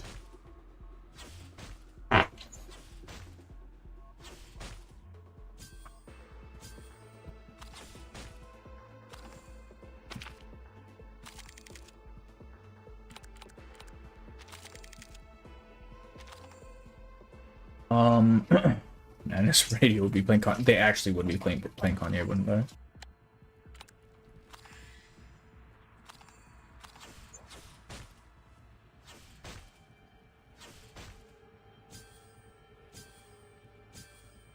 I just wants to use her ults and incantations as often as possible. If she uses it was to cancel her ult is active, she uses. Oh, really? Is that it? Why are people saying that she's kind of difficult to play then? They should have gave it during 2.8. It's like an early anniversary gift. I guess, but I think it's also just because 2.8 is getting pushed out for us, right? Like, they probably don't want to give it during the Assassin's Creed thing, so that was like just the soonest part. Was also about to get Eternity before Pickles EU4 was announced. Yeah, Pickles Euphoria is kind of nice. I'm gonna use Further Truth first and then Creator. I'm assuming those are the card names. I honest to God don't remember what they are. Which one was which? Radio host face is a mosaic of countless others. That okay, see right. Kayla Grace, Cecily Newman, names without weight, faces without permanence. She drifts unseen, a colorless moth in the dark, an existence without self. See, she is definitely some sort of shapeshifter. In the mirror they sigh as one, a chorus laced with disdain. So alike and so ill-fated, one condemned to remember yet commanded to forget. A Scheherazade without an audience, keeper of shameful secrets, lost in the tragedy of his own illusions. Did Borges do something for Scheherazade as well? Scheherazade. Oh shit, he did do 1001 Nights. That's crazy. And so hyperthymesia is no blessing, but a curse without cure. Possibly Skinwalker. That's what I'm thinking, because because it was mentioned in Argus's story, right? Skinwalker. Ugh. The story begins in San Francisco, 1990. Our protagonist is a young girl called Cecily, lost in the flow of things. Somewhere between 18 and 22, she speaks with a low Saxon note. Behind her, the cry of a black-fronted piping wand sounds so precise it could be real. She may actually be from Blumenau. An arcanist in search of an exit, yearning to slip beyond the grasp of thoughts, phantoms, and powers unseen hand. There's a place she knows, one where the sun does not shy from those who seek hidden truths. The Manus Vindictae. Children of the esoteric, keepers of heresy, zealots of the arcane, they are as a mighty shoal amidst the currents of upheaval, never still, always moving. Of course, they never turn away astray. The thing she feared became unrealized. She was taken in and reshaped. For the cause, she became Kayla, became Miss Grace, then Newman, then Cecily. The tree had shed its leaves and foreign branches took their place. Who she had been no longer mattered. She became another again and again until even time forgot what had once grown there.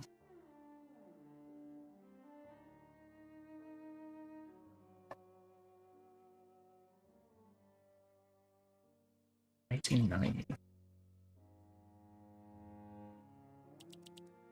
Whispers of innumerable voices gather on the other side of the white noise.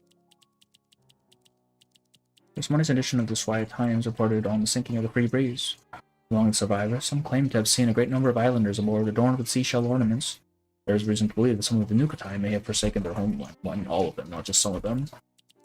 We hear now Lewis reporting from the scene. Why they departed, we cannot say. Was it the allure of modern civilization, or a promise that somewhere in the farthest west a river of immortality awaits? Their arrival was a moment of wonder, but by the time the night faded, they were already lost. A sound hangs in the air, almost a sob. The young lady does not weep. She merely breathes, her sorrow measured in time, her grief a part of the rhythm of existence. And so this gripping incident reaches its tragic epilogue, the fate of a people sealed over nothing more than a shell.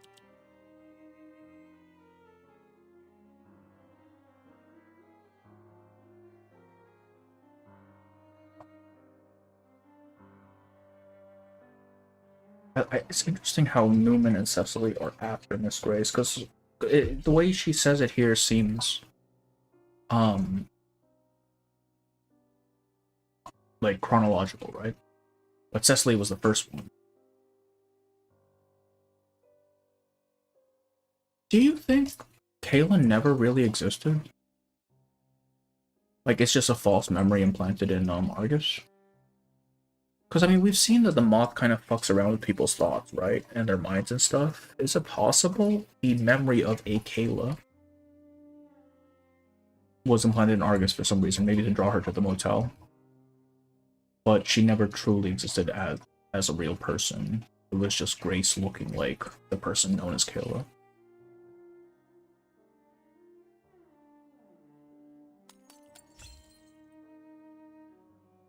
The reason paint language is hard at P0 is because she needs to ult every 2 turns. Oh, Jesus, okay.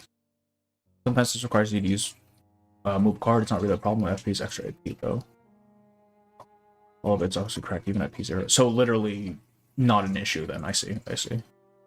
I need to use my Yang UHs. Okay, what's with the claw mechanic? I like the green and red thing. I still don't know what that is. I think CN skip 2.9 went 3.1. I think the AC Club was meant to be patch 2.9. Oh, that could be it. That might be it, actually. Like, they might just have that as a 2.9 patch, then. I mean, it'd be out of time for both versions, but, I mean, what are you gonna do? P5 Lang, like, Jesus Christ. I should have them off there at the beginning. Did they really? I don't even remember that. At the beginning of Aleph's thing? How do they do the Assassin's Creed banners, like how they're doing the Fate banners, lasting indefinite time past this patch? Wait, how is the Star Rail banner doing it? You just can pull for them whenever, or what? Because I kind of gave up on getting either of them because I haven't played in a while, and there's no way I'm racking up enough things by the patch. But if they're just there indefinitely, fuck it, I might as well go back. Hey, y'all want to watch me go through Penacony? I still haven't done that. Yeah, I don't know. Like, I don't dislike Hoyo. I really don't. Like, I wish they did their fucking stories better. Sure. But I don't dislike them as a company. Like, okay, not as a company. I don't dislike them as, like, the games. Like, they're fine. Like, people shit on them a lot. I don't care. Like, be so real with me. Is it really that bad? Come on.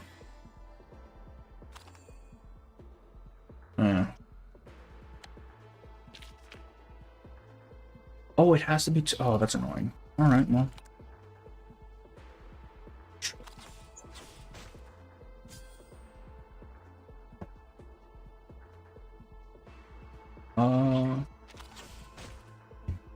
I totally just gave up anyhow.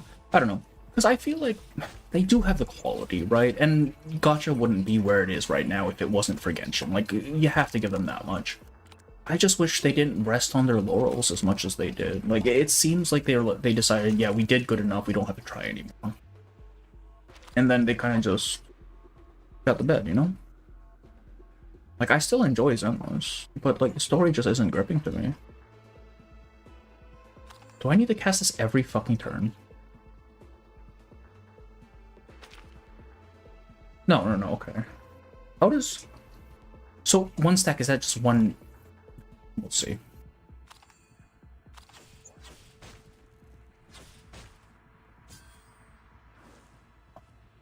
No.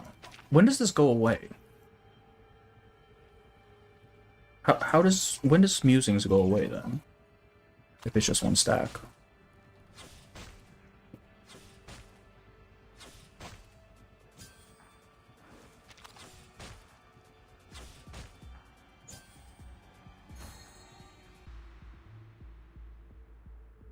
My god, my friend keep piling my account, yeah. Oh god. Oh, there's so much. Hold on. Red zone base up. Red zone rates up incantations, green zone makes the buffs last one turn on. Oh, that's pretty cool. 421 they had an event where they explained some stranger things in the city and a girl called. Oh. Wait, I have to go back then and check that. The color claws change with the follow up you get. Green is like a debuff claw, red is pure damage, mixed claw does less damage, it makes the next claw require less. The Archer when the collab pitch ends, you can still play them past that, and they haven't given an end date. Okay. Going through, I mean, like, if I stream it, like, I get money for it, so what the hell, why not? Making a long story is not better story for me. No, exactly, it's not. Like, Pentaconi and, what I've heard from Amphorius, just, they're so fucking long. That's the only reason I haven't gone back. If you do further truths often, it stacks. Oh, so it doesn't go away, but the more you have, the more times it'll shoot, is what it seems. Okay. I see. Unless you're an endless... Oh, okay, I see. I thought it was like a limited thing. You have to keep refreshing it. So basically, you set up a bunch of Further Truth, and then you just machine go. I see. How is that balanced? Like, why would you ever run anyone but Idealist at that point?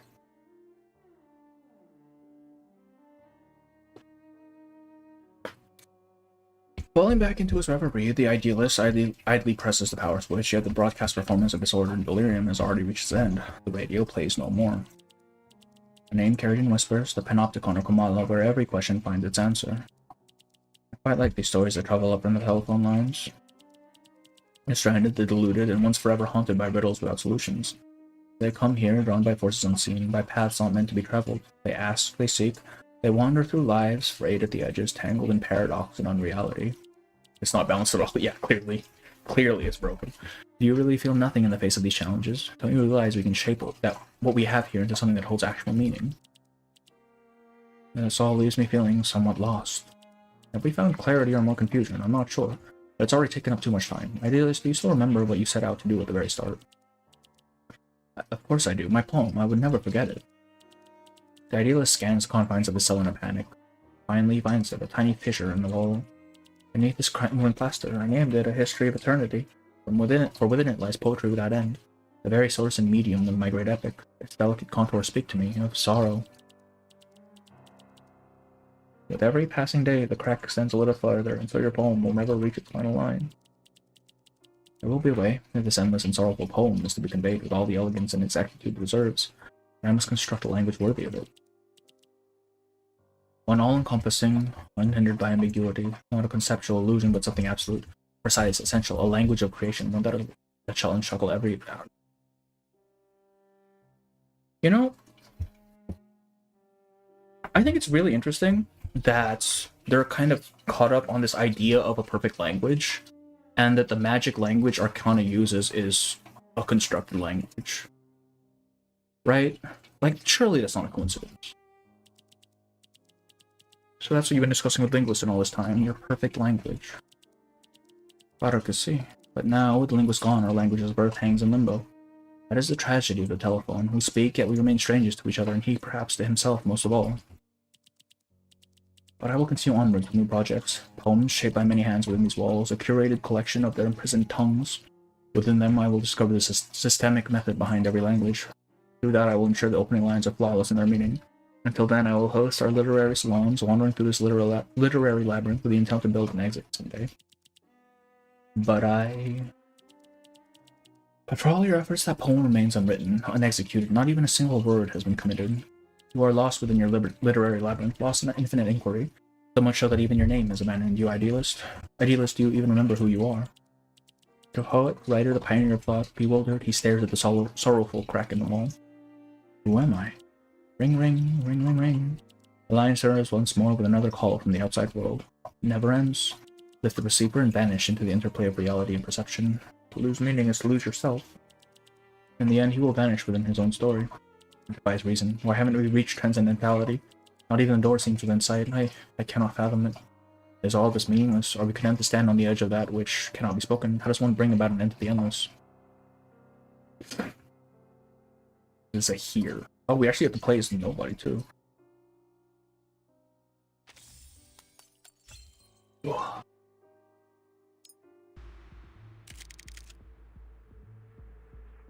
I like how you have to discover the story with many clues in the story, and I think that many people who play other gacha games don't like the format. I hate the game for that.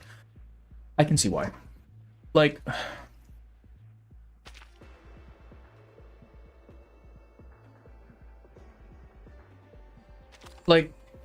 a lot of the games don't like to do the whole show not tell thing. Like, they'll just tell you the thing, which is fine. Like, the main priority is generally the game itself, right? But I think it loses a bit of nuance then, right? The thing with because you'll see it in literature, right? When you let people interpret the work, then there is a chance they may interpret it in a way that you don't intend. And that leaves uncertainty. And if you're trying to convey a message very succinctly, that's kind of a dangerous thing. Because if people don't get it, they're just gonna say your thing is shit. Which is why, in a gacha game where your story is typically second fiddle to the actual gameplay, you don't really want to leave that ambiguity up, right? You don't want to leave room for interpretation, because room for interpretation means people just might not get it. It's not safe, right? But I think Reverse doesn't really care about that. Or at least they trust their reader. I should say that. They trust their reader to not, like, stumble. Or at least, like, think a little bit more deeply about things. Which, I mean, like you said, that could be a detriment because it just kind of drives people away.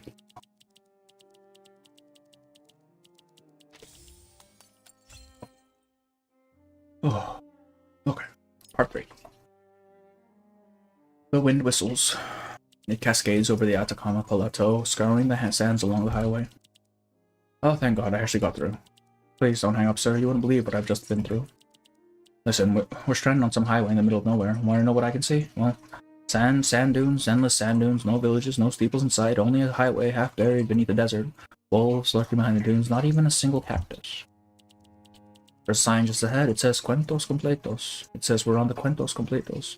That's impossible. I lived in Antofagasta long enough to know there's no such road. Perfect line. In chapter 7, we saw a phrase with enough intent is enough to trigger an incantation, apparently. You know. There are lots of people miss a lot of fun references in business, so yeah. There's nothing else around here apart from this phone booth.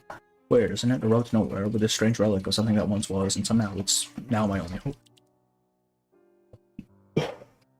I dialed every number I could think of. Emergency services, roadside assistance, the publishing house, the university, the bank. Nothing. Not a single connection. I was about to lose my mind. I'm still half convinced this phone booth is something more than a hallucination, but then I caught sight of your number, an impossible coincidence. It had been rubbed on the back of the manuscript, lying forgotten in my car. With a scruffily written note, he can answer any question. Call it an impulse, a feeling. I can't explain it, but I called your number, and against all reason, it's gone through. Thank God, I was beginning to think I wound up in hell.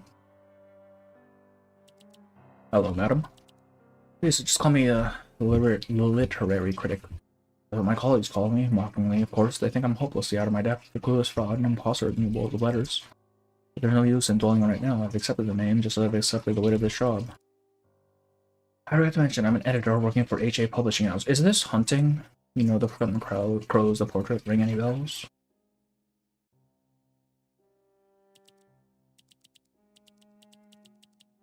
Is this Recolleta story? When hunting gets pulled into the story at the end? I'm assuming? Very perceptive, sir. In fact, that's precisely why I'm out here standing on this Cuentos Completos. It's my friend Lisa's birthday, see? No, okay, maybe it's not. We were supposed to go to the preserve. We were going to visit the geysers in the valley, the flamingos, the little desert towns, all the things she loves. The colonial architecture, abandoned settlements, the remnants of religion, history, natural landscapes, geometry. It's supposed to be a perfect day. And I noticed something in the backseat. Manuscripts I was sure I had already been submitted. I sent them to the publishing house yesterday, and yep, here they are. I turned back and dropped these manuscripts off at the publisher, but Lisa actually wasn't pleased. We argued, and by the time I looked back at the road, everything had changed. Been driving in circles for what, 2 hours? 3? I don't even know anymore. There's nothing but sand stretching out in all directions. Except for a sign marking this place as the Quantus Completos and a strange phone booth. If you can truly answer anything, sir, then answer this. What do I do next?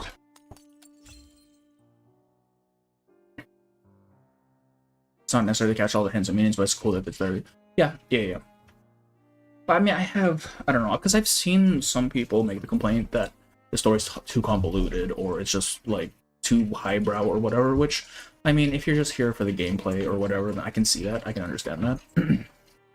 So, I mean, this sort of storytelling does have the potential to drive people away, and I think it's mostly just, if you're trying to be a game for everybody, right, if you're trying to attract the biggest audience possible, you don't really want to take that risk. It is a liability no matter how you look at it, right? But if you're a game like Reverse, where it seems like their ideal demographic is very specific and that's what they're targeting, then they can get away with a little bit more in that case.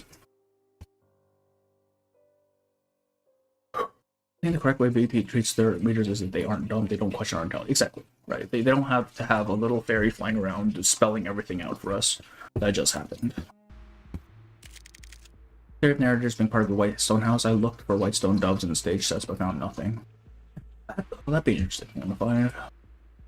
So blue counts as attacking the pets die, right? You just keep swinging, man. Oh wait, what is his special effect?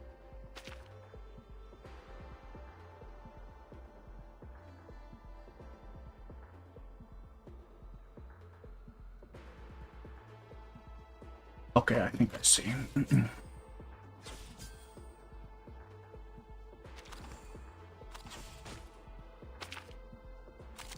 That was, yeah. The melee use is already, yeah. Like, you're already showing us the thing. Like, you don't have to repeat it, right? Like, come on. I think it's probably fine. Gain one stack of Euphoria. Rolling dice, Eureka +1. And roll one short-term level dice. Oh, I can just do this. Oh, wait, no, but it doesn't give me your... Yeah? Huh? Wait, I'm so confused. Is it just re-rolling my shit? Is that what's happening right now?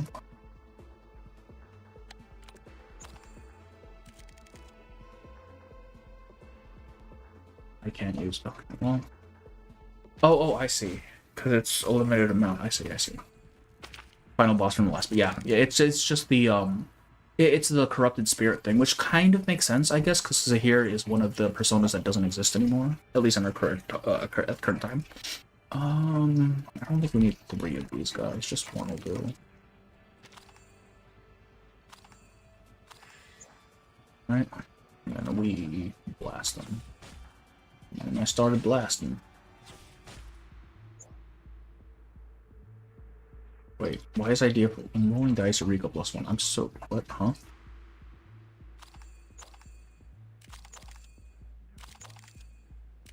Oh, I see. Okay. And I'm assuming... Yeah, okay. I see. That's fine.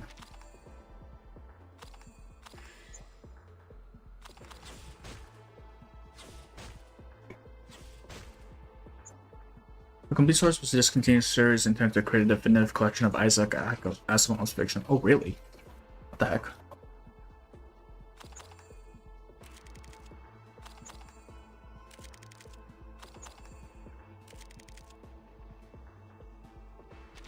I don't see the point of this because every time you'll always have max things by the time we get back to a turn, right? So there's no reason realistically we need to roll again.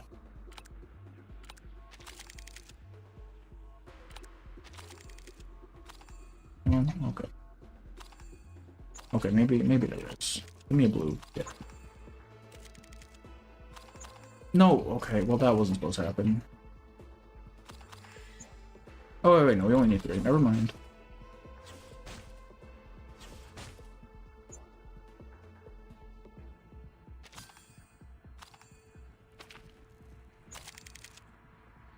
Give me something I can use here. Books.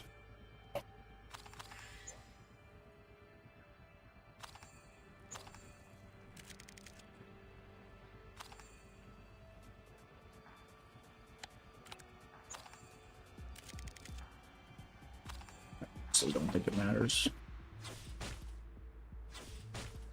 Yeah, it doesn't matter. Alright.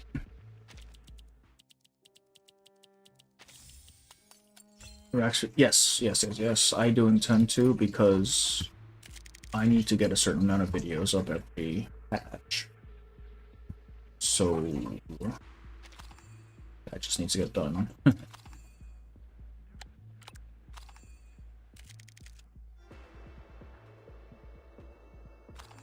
don't really understand what this means, but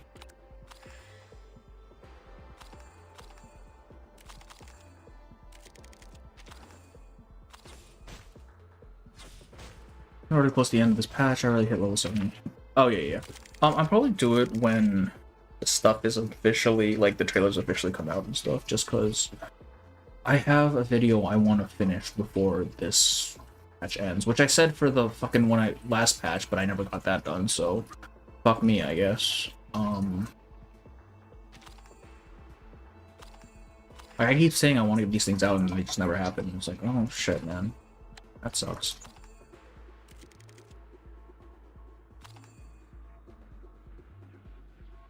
No. Do this first.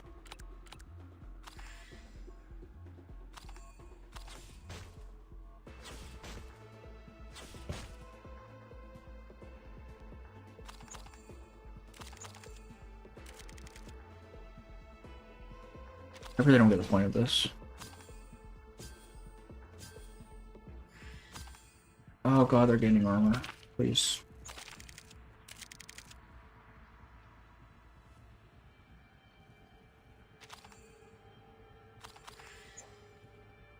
Turn around and roll one short term if they die. Oh fuck. Okay, well.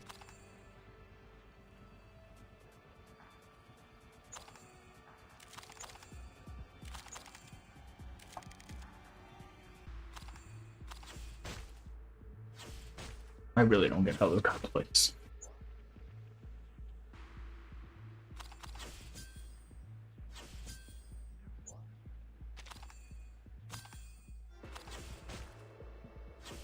Oh, we are actually getting hurt. What the fuck? Wait, this guy's giving the one giving armor. I need to kill this dude. Get good. I actually need to get good. I don't actually know what I'm doing. I'm not gonna lie to you.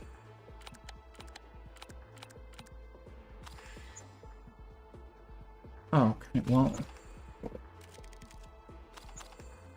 Give me blue. I don't even think I need all of this, but we'll see.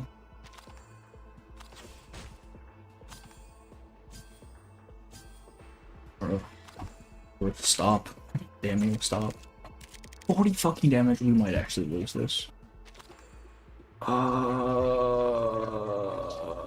Okay. Well, I guess we just hit this dude. I don't know where this damage is coming from.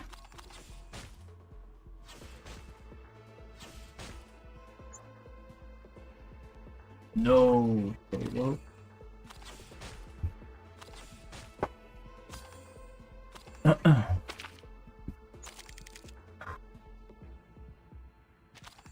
Oh, so this carries over. I see.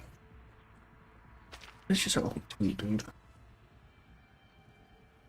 Anyway.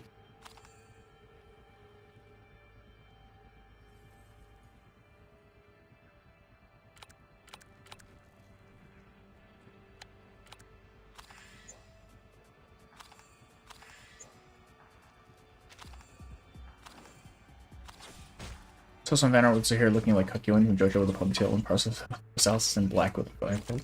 People actually made. I'm not. I shouldn't be surprised. Like, of course they did.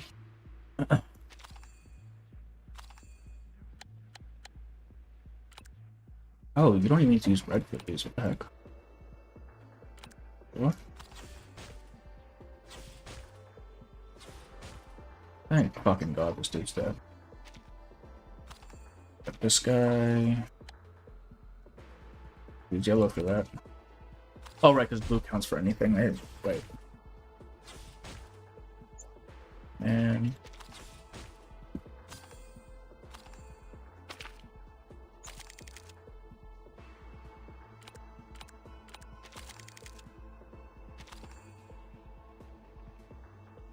guess we just killed this guy, right? Looks like. Actually, no, we probably should, because we can just one-shot him next turn. I should have kept the blue. Alright, well. Doesn't matter. Zahir feels like the weakest of the bunch. I'm gonna be honest with you. This does not seem like a very sound strategy.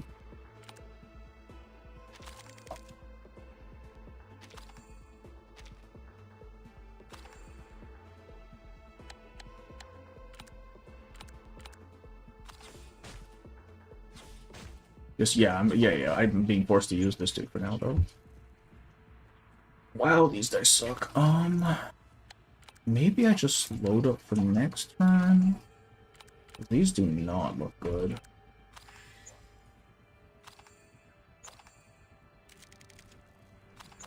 Give me blue, damn it. Okay, yeah, I guess not.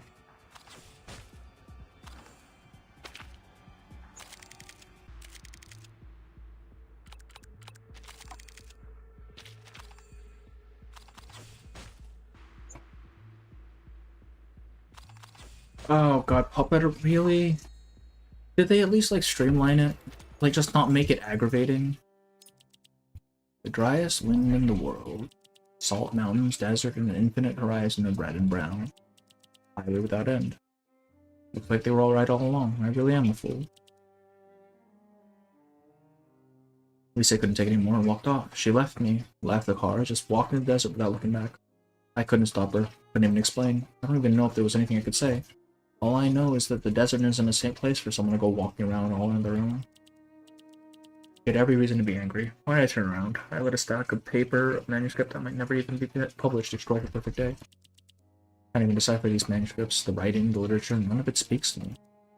Whoever is Archimboldu? 4 chapters in and not a trace of him. He's the book's most important character, so why has he disappeared from his own narrative? Why is Kamala full of nothing but restless spirits, and why is it that the dead can talk to the living? What compelled Pierre Menard to rewrite Don Quixote? How can one man produce a text identical to another's word for word? Yeah, that's just called plagiarism, man. Why must narrative unfold through these fragmented dialogues, flashbacks, always with the flashbacks? When did Santiago and Ambrosio actually meet, if they ever met at all? Can you give me an answer, Mr. Aleph? Why is the world of words like this? Perhaps I'm looking for meaning when there is none. I guess this was never the right job for me. I see that now. The publishing house is barely scraping by, and honestly, who still has the luxury of reading these days? It won't be long before the Antofagasta branch shuts its door for good, and I can't do a damn thing to stop it. I don't even understand what I'm supposed to be doing. We all keep at it, but what's the point? If nothing about this piece has meaning to you, then the simplest solution is to let it go. That's it? Yes, I see. Thank you, sir. You're absolutely right. Sunset. A crimson radiance spills across the boundless sands. With a heavy sigh, Monique slumps against the car, bearing her face. Okay, they keep her name. Monique and Lise. Footsteps crunch through the sand behind her, then the sound of leather soles on loose stone. She lifts her head in disbelief. I'm so sorry, Monique. I shouldn't have left you alone. I just needed a moment to pull myself together. I must head back. You're right. There's still time to make it. We'll have time for dinner, and as an added bonus, you won't get fired. This isn't exactly the best time to be unemployed. Put us on. Forget the publishing house. I'm done with that place. Monique grabs the manuscript and the firm conviction tears it to shreds. So, is this the first time we actually get a confirmed, like, couple? Because this is almost certainly a couple, right? Mi corazón, really? Wait, Monique, what are you doing? All with these stories, tell everything. Today's your birthday. They say all that matters to me is you.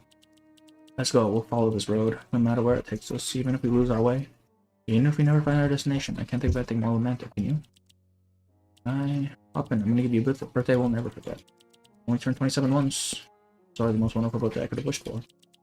It belongs to just you and me. I'll remember it for the rest of my life. The engine rumbles as the car starts up again. The desert wind lifts the scattered manuscript scraps. Their torn fragments dance on the breeze, momentarily revealing their title. The rise and fall of sanity, Recoleta. Then as swiftly as it rose, the wind sides, and the manuscript with words and the mysterious phone number on its back are consumed beneath shifting red sands. Wow, they actually just shat on her. Oh, that's crazy. A red sedan speeds down an unknown highway, shrinking from sight until it ultimately vanishes in the horizon. Wow. Recoleta's not even here, and we're just making fun of her. That's so sad. Puppet Arena is goated. Especially you're cheering for your favorite artist just to die, or yeah, well, they usually just die. There might be better endless and you can mix and match different character cards for the use for deals though. Oh, I didn't even know you could do that. You said it was Paracelsus. Right by 4 healers. That's actually trash, my god. Luxury of, yeah, we don't read here. What are you talking about? Wait, you don't have to win, you just have to participate. There's no, oh, that's, I thought it was just an endless mode, I didn't know. Do I have to complete this? No, right? Like, realistically, just as participate. Hang on, let me try quitting out and see what happens. Looking at rewards? No, you actually have to complete it. Okay, 1 game will do.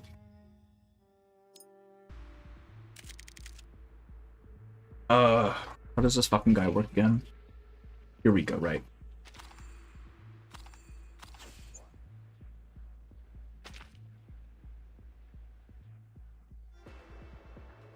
Right.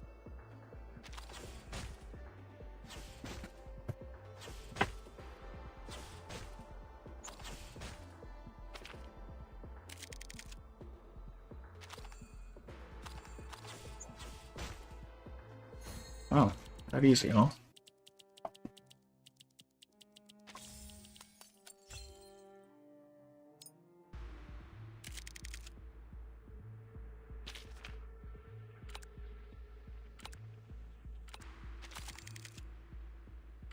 Don't fuck with me.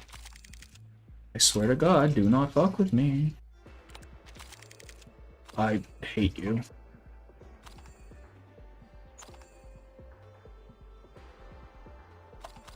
Fuck it. We just don't do damage this turn, that's fine. Oh, our thing doesn't reset, I see.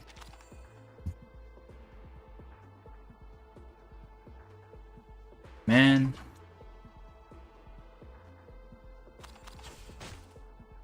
I mean, you can, like, you can.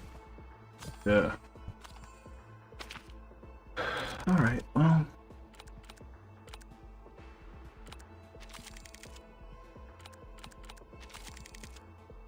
I hate this game.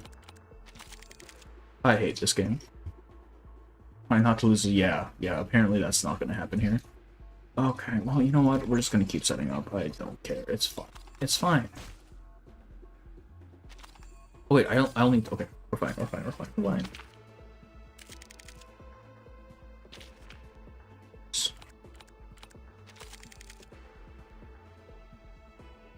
Oh! Who was I thinking of? Shit. Who's... It was Aleph. I was thinking I was building for Aleph. Alright, we kind of fucked up. It's fine. Can I restart? No, we don't need to restart. Yeah, actually, we're gonna restart. Fuck this. Can I reset? Let's reset. Because I thought I was building for this fucking guy. God. Alright, you know what? It's fine. It's fine. We're just a little bit brain damaged. It's fine.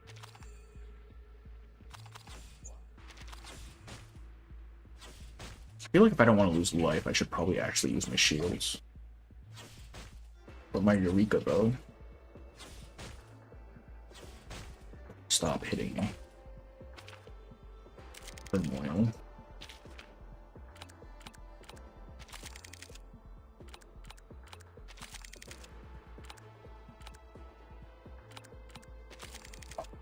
Actually, though, that's crazy. Rigged. Yeah, rigged. Actually just rigged. What is happening right now? We'll just hit him to death. It doesn't matter. Fuck you. Why did he hit me back? Dick. Alright, hang on. So we don't want to do the... What does this guy fucking want? It's this one. Jesus Christ. I'll win if you don't. No, I enjoy this. I just am dumb. This works.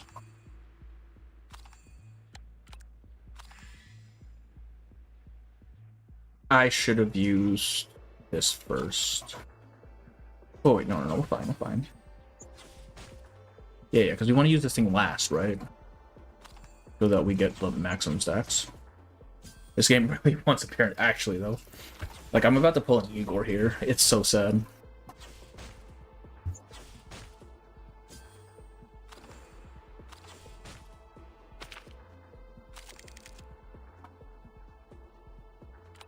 Can you, like, not do this to me, please? Just, you know, just not, man. It works. It's fine.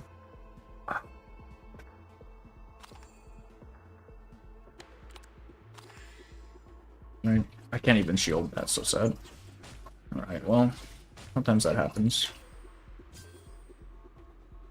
Oh, I should have... Oh, it's a random enemy, though. I don't get to choose. Oh my, kill that one. Thank you. We're gonna take 6 here, though, it seems.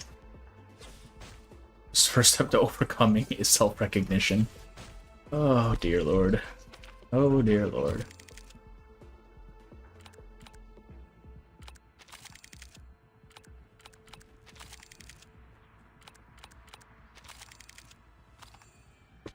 We got the blues. Doesn't matter. We got the blues. Nope.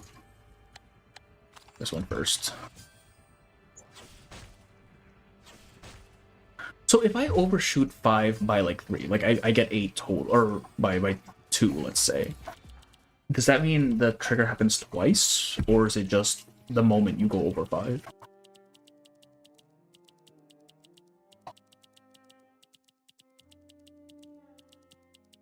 I don't know what he wants. I'm playing a response card, add and roll 1 short-term memory. Because he doesn't care about dice rolling, right? I think.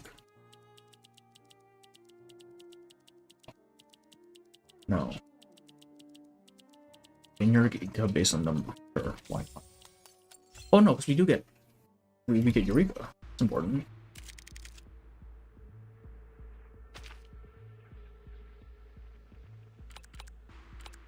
Oh, Chip, thank you for the membership. Thank you.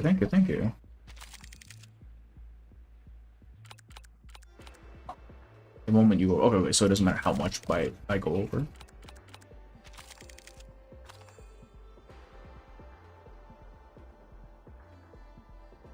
Your taxes are ass, yeah, man.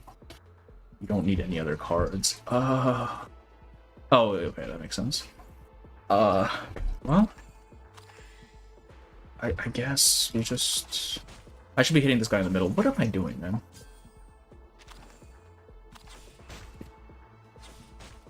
Is this where we die?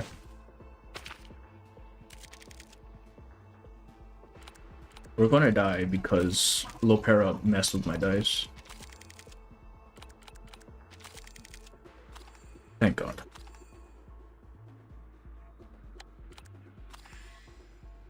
Right. Get some shit. And then get our thing. Stop shooting the signpost, my dude.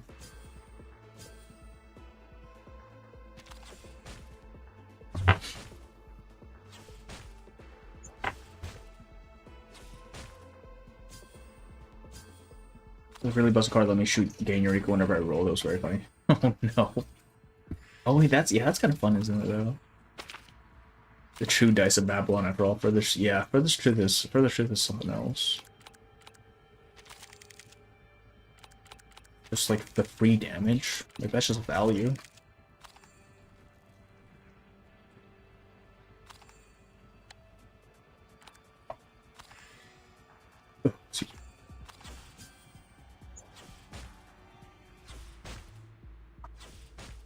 It does kind of annoy me how it, like, doesn't focus fire, though. Because if they just keep draining shields, it's just kind of like, how am I supposed to kill them? And further truths and step diagnosis. Oh, right. I mean, that's a lot, though.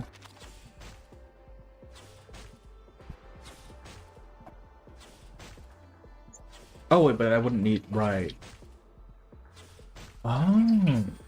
Wait, so what did the extra dice do, then, for a steps diagnosis? Oh, God, please.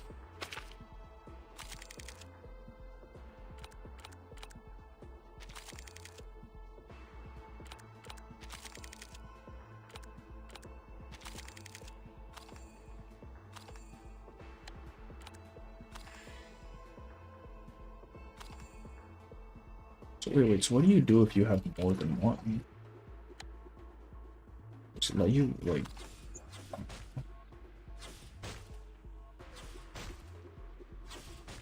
It takes two, yeah, because you have to build it up, right?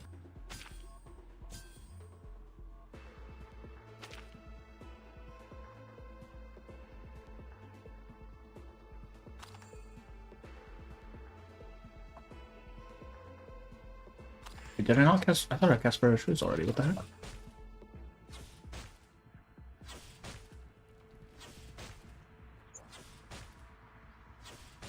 It's literally hitting everybody except for the cowboy. Are you kidding me right now?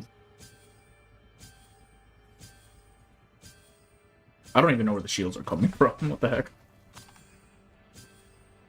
Oh, this gives armor. Oh, okay. That's interesting. Damage. Poor man's actually just impromptu, yeah. I need blue badly here, bro. Come on. Don't fuck with me, please. I can't even use it. What is going on? Alright, well... I guess we'll just do that. Get more, you get more dice, but you just need to put them out of your change the Oh, okay, I see. Yes. I can't do anything else. Yeah, that's crazy.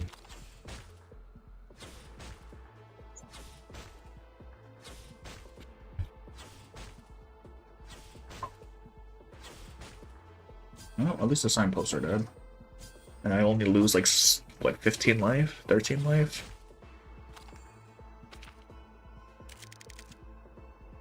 Yeesh.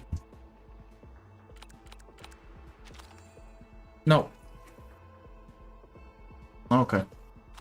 That's unfortunate.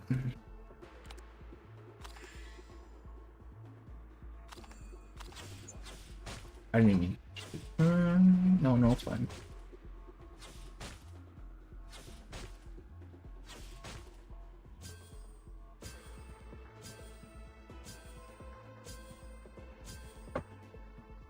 I'm gonna just Eureka. Get that changed.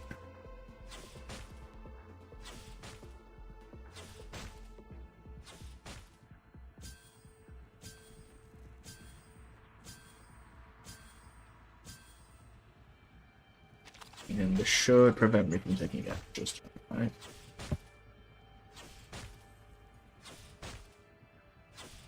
Oh, because we lose Eureka every turn, so that's where that's coming from. I see. Okay.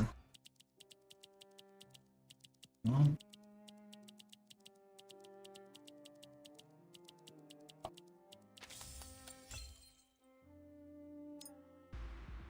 I randomly found the stream on my homepage. Oh, welcome in, Cottage Cherry. I hope you have a good time here. I'm currently getting absolutely screwed by RNG though. It's very fun. I love it.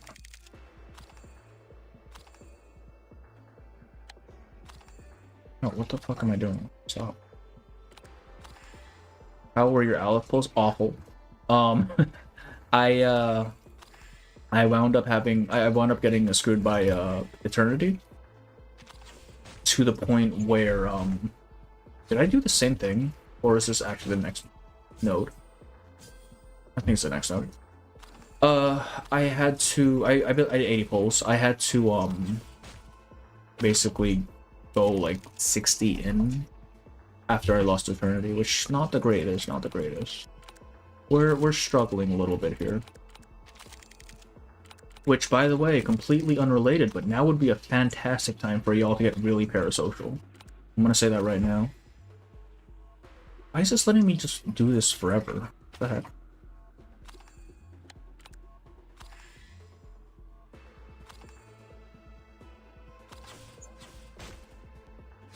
I'm getting so okay. Well, okay. You saw the last fight, okay? You saw the last fight. Don't give me that. I just happened to get it like when the least opportune time for it to happen happened. I lost 50-50 to Jay. I would say Jay's actually a good thing to lose 50-50 too. I love the counterattack thing. I don't know if he's good that team is good anymore, but it's fun as hell. Weird, I lost to Eternity, man. I want to lose to Tuesday. Fucking Afflatus lost to Tuesday. That should have been me, man. Give me Tuesday.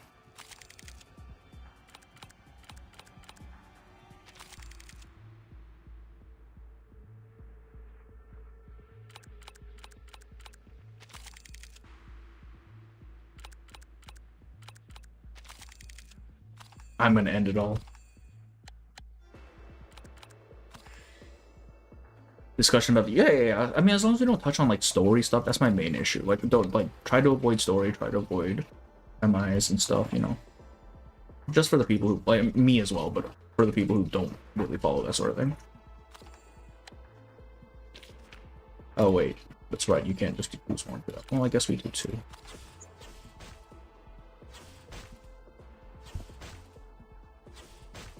Burn comp lost touch of the time. I figured, especially since it's more of a reactive sort of gameplay style, right? Whereas you have Recoletta who just shits out damage turn 1, and it's like, all right, well, why wait the 2 or 3 turns it takes to build up for burn? Yeah.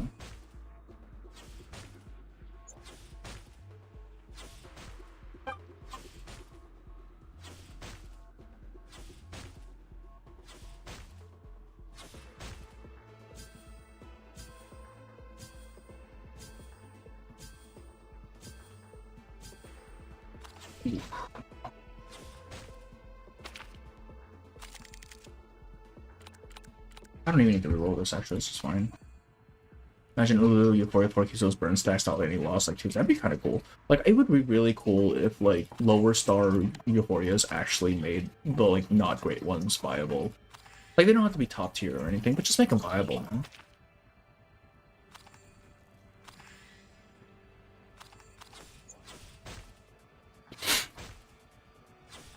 Sentinel seems extremely cool and new bullet mineral.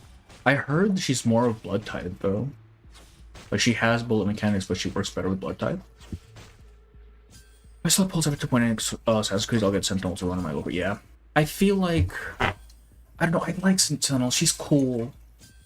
But man, Charon is cooler. Damn it. Charon is just cooler.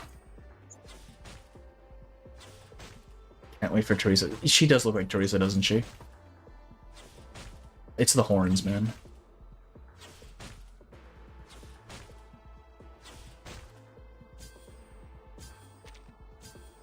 Okay. This part is annoying. Just give it all at once, man. Come on.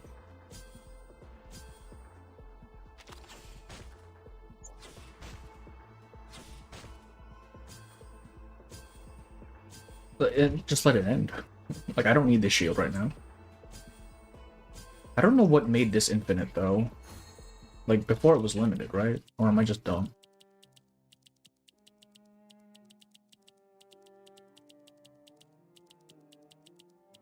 Well, that's not happening. Oh, wait. No, this works for us. We don't need to have a fucking of Eureka. Oh, boy. Alright, well... We're starting off great here, as we can see. I don't like that. The final boss here will be just how often I get fucked on RNG.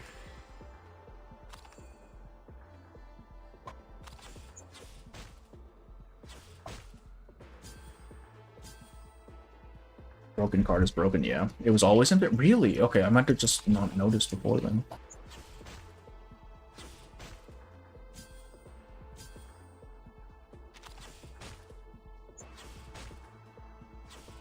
Karen either pairs with Drew as new Euphoria becomes a bold DPS we were all waiting for. No. Because, wait, do we know Charon's Afflatus? Or not, yeah, Afflatus? Because I don't think she's plant, and I think Druvis specifically wants plant units. Right? Like her whole thing is she gets her buffs become more potent when there's more plant units on your team. Fucking stop, bro.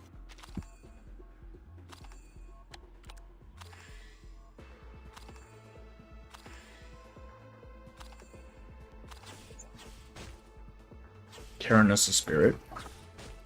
I know Karen's a spirit. I just don't know what I read. I was thinking Sentinel. Sorry.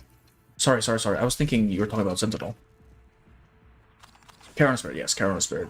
Which I mean still doesn't work with Druvis really, right? Because her whole deal is her spirit. What is it? Season the Ash or whatever it's called. Increases in effectiveness when you have multiple plant units on your team. For the number of plant units rather. Brother, stop. Am I gonna die to this fucking thing? Can I get away? Yeah, actually I can. We're not gonna reroll this.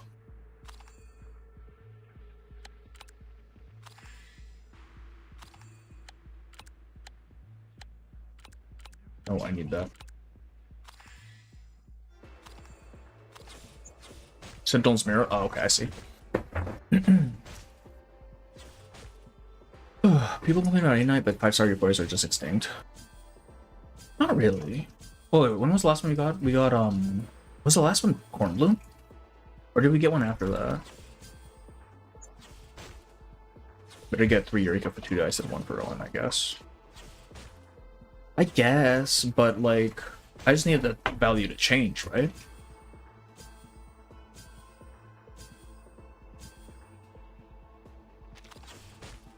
Oosh. Oosh. Please. Alright, well, that's not nice. As long as we have 1 blue. As long as we have 1 blue. I mean, I guess we could do it, right?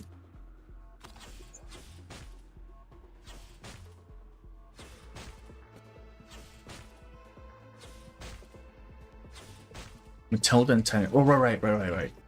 Forgot Matilda got 1, even though I fucking use her.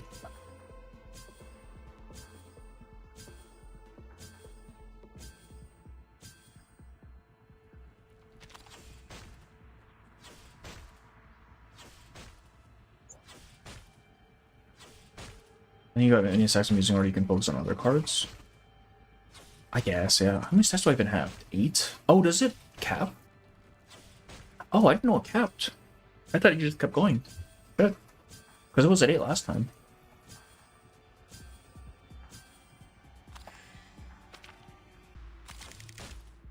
Oh, alright. I like how it happens after my shield goes away. That's really annoying. Well, we need 1 blue for this, so we'll do that. Just release her, yeah. Yeah. You know, I want Eagle to get her raid buffs. That would be so fun. Like, I don't think it would even be broken compared to, like based on how her stats are 4-star stats. And how, like, Recoleta already does that, essentially, right? Just less. Like, I think it could be balanced.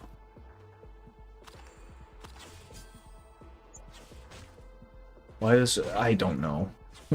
I mean, technically there's separate instance triggers, so I guess that's why, but it is kind of annoying, isn't it? The cheese strat, yeah. Ideal is just so unbalanced, I don't understand.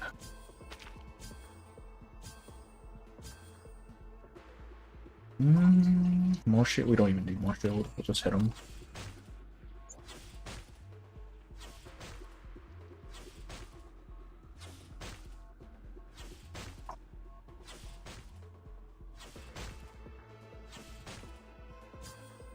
A lot of greed attacks, actually.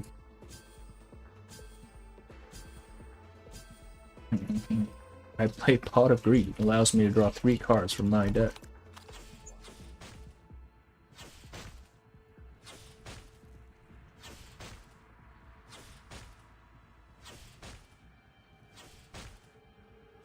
I made up for Idealist not being in a costume by making him OP in this actually, though. I mean, he does get his little, like, cameo when you ever use Aleph's cards, though.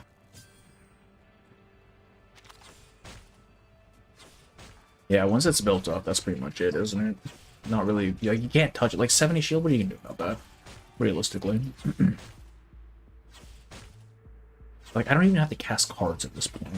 You just end turn and then still deal damage whenever my Eureka goes away. Idealist on crack, yeah. Why wasn't he doing this in the story, then? My shields are higher than my health right now. That's dumb. That's not good. We need to not take that hit. I don't think it matters. Oh no, they're denying me Eureka. Alright. Easy.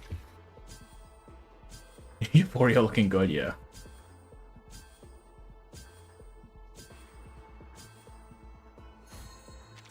Yeah, man. Again, another pursuit of the ultimate truth has been proven futile.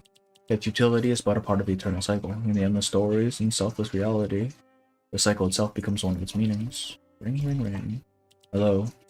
La Biblioteca de Babel has been reset. Tap anywhere to exit. Do we have to do this 3 times, or is it 3 battles? Okay, it's 3 times. Well, you know what? What constitutes me participating? Do I just have to enter? And then leave? Nope. Reset? Oh my god. So we actually have to play through it. Oh, right. Well. I came back to Yugos in the 2000s. Try losing. Oh, wait. How am I supposed to lose with 200 health?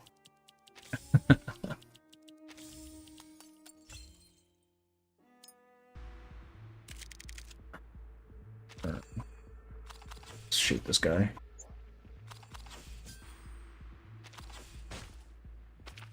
Why is it 12? Oh, fuck. Yeah, like, I don't think we can cheese this. I think we just have to... I think we just have to take it. Just don't play Idealist. I don't know how to play the other ones. Like, I get shit on when I try the other ones. It is very much a skill issue.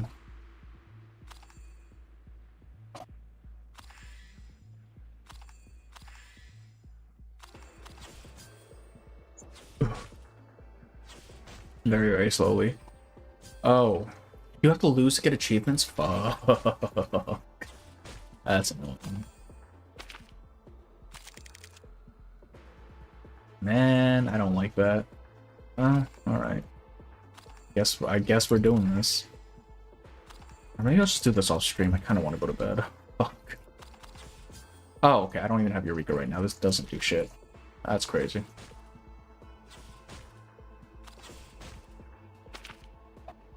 We're getting a win run. Oh, really? Damn. I don't know how... Yeah. Idealist is something else, man.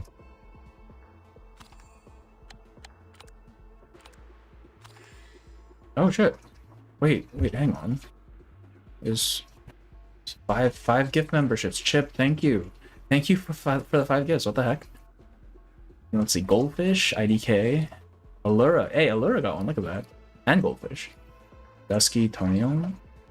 I dropped this ball at it. Thank you, Chip. Thank you. Thank you. That's my first, like, gifted, too. That's crazy. Thank you.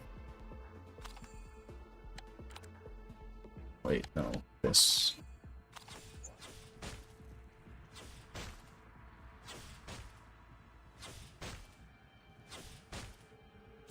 Hey, Allura, welcome in. I see you were summoned. You were the first batch of gifts I ever got.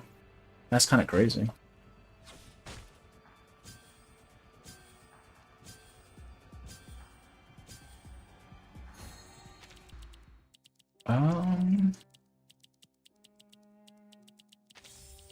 It's just the same setup as last time.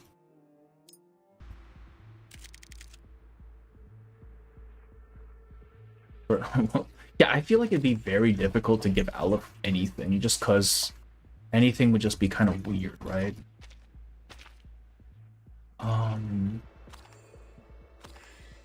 I feel like Phantom of the Opera type thing. Like the one garment they gave him for the collab thing, that probably would work. But anything else would just be like kind of like, why?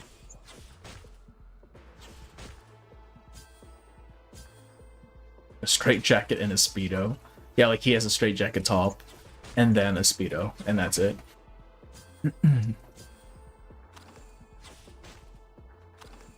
What does membership do? I really should give membership stuff. If you get a green name in chat, essentially. Like, I don't know. What do people want for memberships, realistically? Like, what could I offer? Fucking hell, man. Why do you do this to me? What are we at? 4? Yeah. No. Friends, like you got taxes, right? Then you have YouTube taking a cut and all that stuff. And it's like, alright, well, like, I'm not complaining. It's just very inefficient. Why am I only doing 1 damage? This is supposed to be 3. Is it a thing on YouTube? Emotes, I guess? It is, yeah. I have to include custom emotes. I don't even know what I would include, honestly. I'll have to think about it. Oh, weekend. Let's see. This is fine.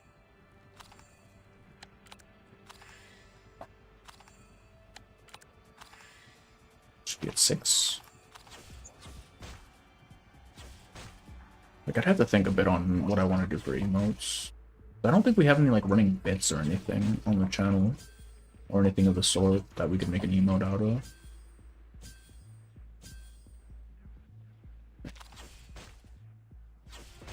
Do we have enough to kill? I think we do. Yeah, we do. Nice.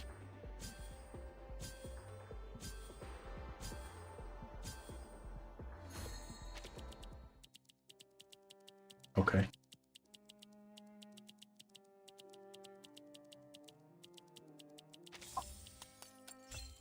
Members exclusive Discord. I see some YouTube. That might be a choice. I feel like I don't really like the idea of limiting the actual community stuff to just members, though. Right? That feels not great to me. I'll have to think about it. Because, like you should be able to do something with the membership, right? Like, otherwise, what's the point? I just need to... Yeah, exactly. I don't like the idea of getting the Discord server. Because that's the whole point of Discord server, is to grow the community, right? But, like, if you're limiting it to members, it's like, I don't know. We need a Constantine emote for every... Oh, wait, that's a good idea. Constantine. We'll do Constantine. I need to actually make emotes. Maybe I'll do a stream where I just make emotes. That might be fun. And why did you lock my shit, man? Wait, what am I doing? Where am I at? 2 stacks. That's not doing shit right now. Well...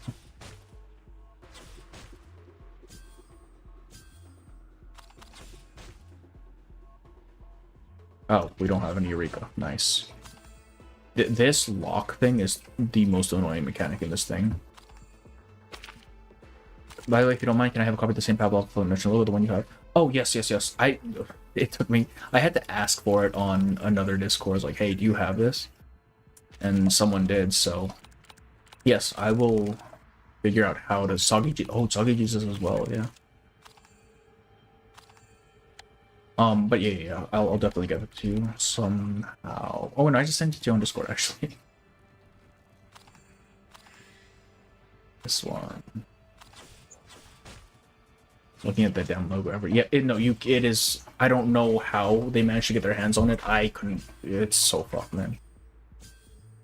Also, it's kind of messy. It's not a very clean logo. Like, there's some artifacting going on. Like, you'll have to clean it up if you want to look really nice, I think. But yes, I will send that to you. I'll DM it to you, yeah? New J costume kind of... I like it! What do you mean? The armor's so cool. Like, just the armor design itself. I think it's so cool.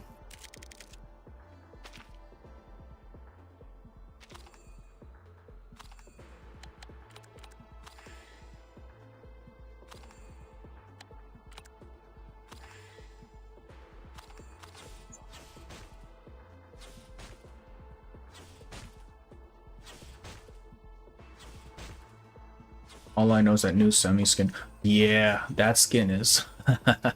that skin's something else, man. I do still want her field agent skin, though. I really hope they give that to us at some point. I really like that. The field agent fit.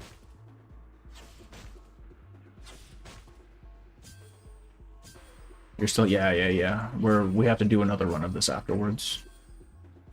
Because we have to run through it 3 times.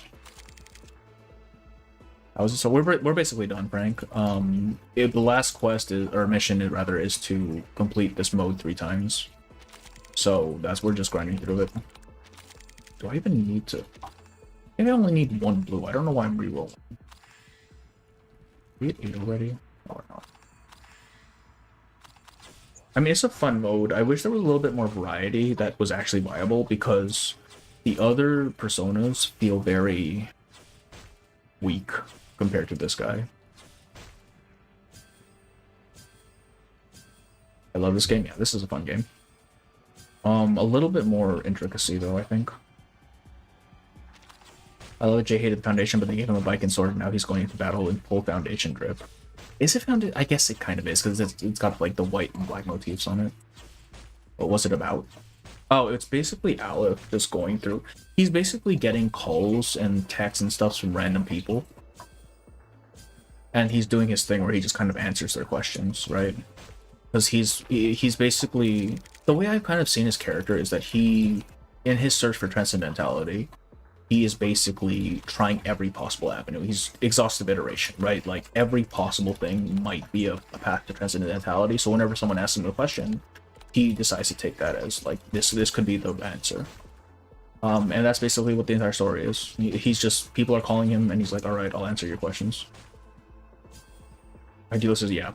Like, there is no balance here. No balance whatsoever.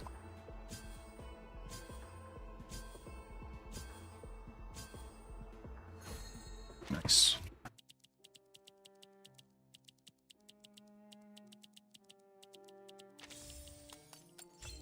And we have to do this now.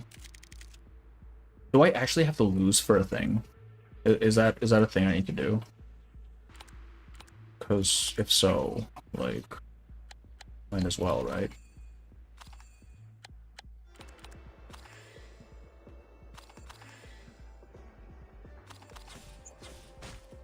Oh, I should have kept the yellow up actually down. In the Aleph Story, there's a description of a modern man who is surrounded by technology and never has to leave his room. Wait, is there? Oh, fuck. I need to read. Help. I need to read that again then. It's been a little bit. I read it at the start of the patch. I don't remember that part. What the heck? Was it one of the introductory bits? Because all I remember is the part where he's like, hey, come to my basement, I promise I won't kill you.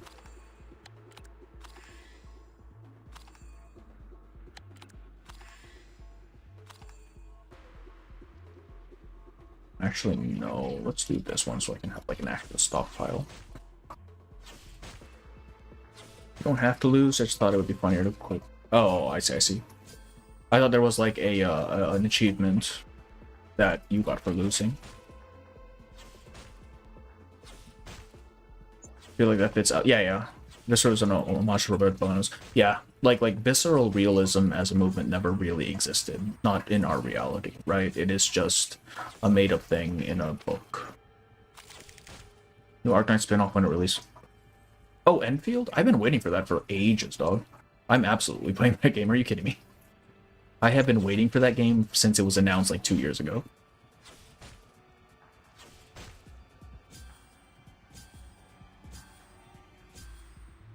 Was he invited by? Yeah. What was his name? It started with like a D. I don't remember his name though. I just don't remember. I just don't remember him. You know what? He might have said it in like some offhanded thing, while the main character was kind of just shitting on him for being an asshole. Which, you know, fair. He was. Read 8 yet? One more round. Stream. Oh, I'm absolutely streaming Enfield. Like that, I love Arknights, man. I haven't been keeping up with the newer stories though, just because they've been getting really dense. I don't know. I would stream Arknights if I thought it would get views, but honestly, it's kind of a slog to read through. Non-voiced material, and everything there is non-voiced, you know what I mean? I don't know if the Enfield material is voiced.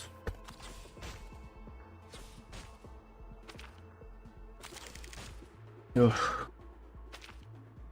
Okay, we're gonna call this round, this one last. I'll finish it off the stream because I don't think it's really interesting to just watch me go through this over and over again.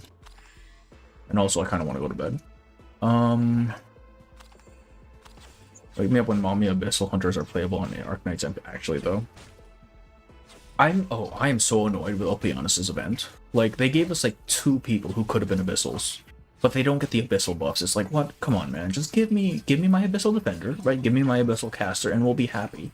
But no, man, they don't wanna.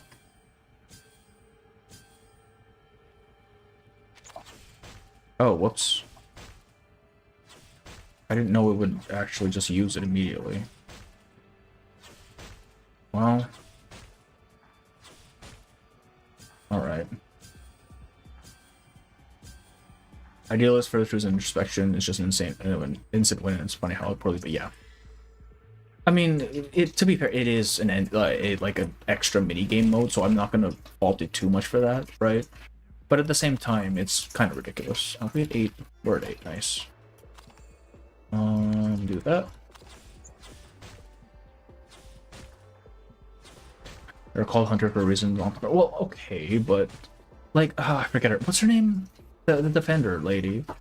Like, she has a base skill that is specifically mentions Opianus. I'm like, why isn't she not Abyssal? Come on, man.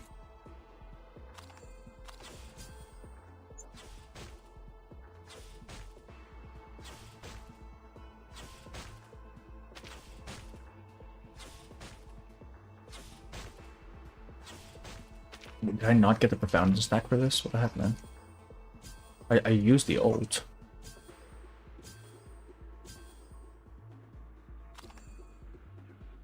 Oh, I can't use. Okay, well. I'm glad it's not balanced. Takes the point out of builds. I mean, I feel like when it's so heavily unbalanced in one way, like you only have the one build that is kind of viable. Not even viable, just there's no reason to run anything else, right? Like, if you're just trying to get through the mode.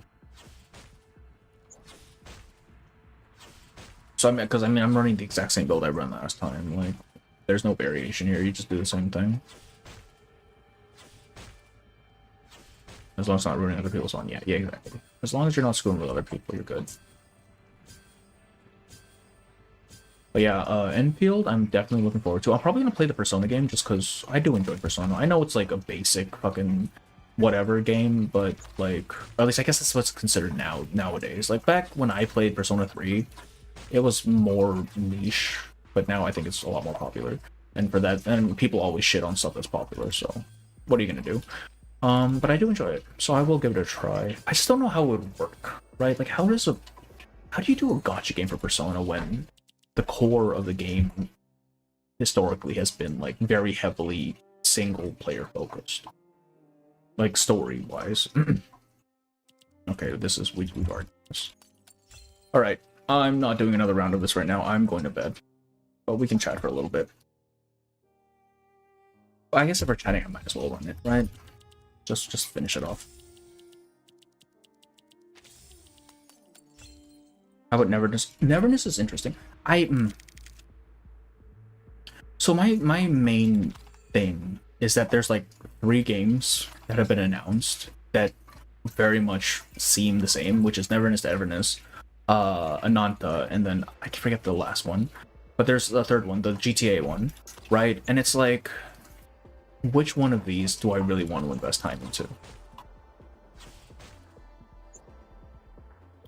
And it's like yeah, Neverness to Everness seems like the big one that will probably come out, but Ananta looks like oh, it was GTA Neverness. Okay, is Neverness also the one where the girl's like walking on the walls and stuff, like the Gravity Inverses or whatever? Because I'm gonna be honest with you, I've lost track of which is which at this point. Oh, excuse me. But like, I'll definitely probably just try all of them at the very least and see which one sticks. Another one I'm really interested in, obviously Silver Palace, but that one was just like, we just got the trailer for that, which means that's not fucking... Ugh.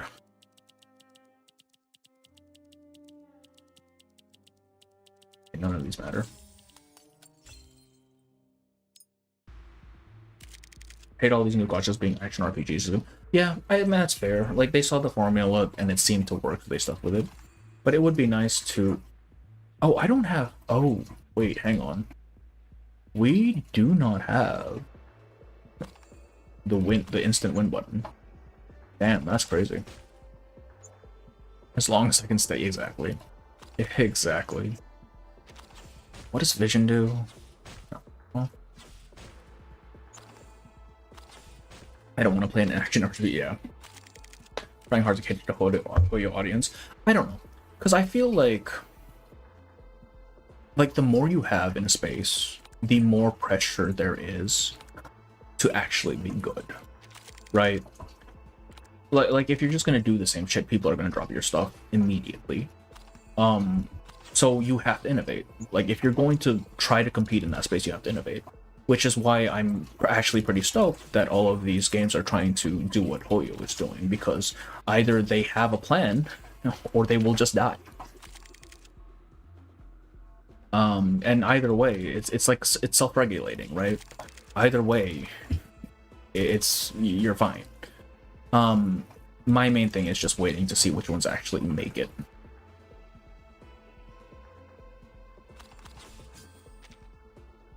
I don't know what I'm doing here. I don't have my instant win button, so I'm kind of floundering. I should be getting Eureka. That's what I should be doing.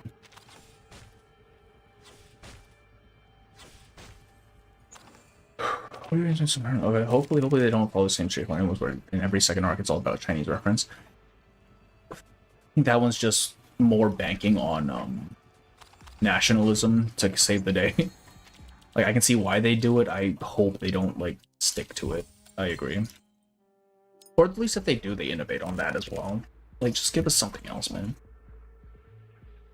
Because I think Zenless did that as well, right? The current thing is in, fucking Apocalypse China or whatever. Just give me a blue die.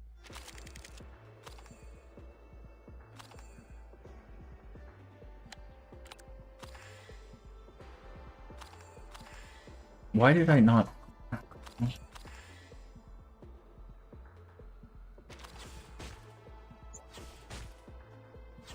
You can lose. I know. I don't know how to lose, though. I'm at 180, man. Like, how do I lose?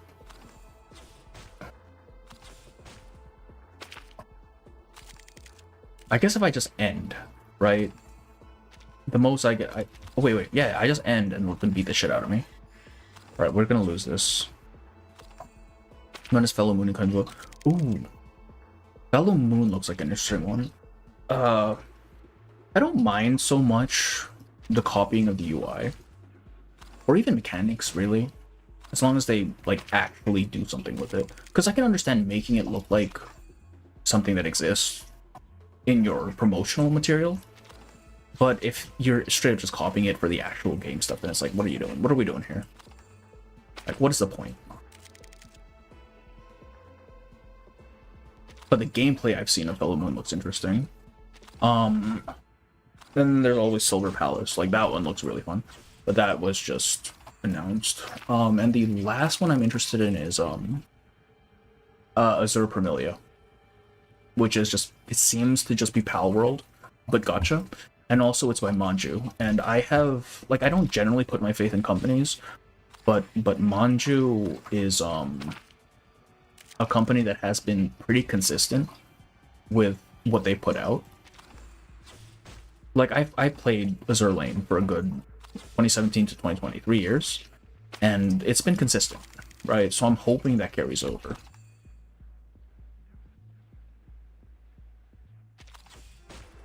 Yay, we lose. I don't think I want to play any more gachas, honestly. I mean, yeah.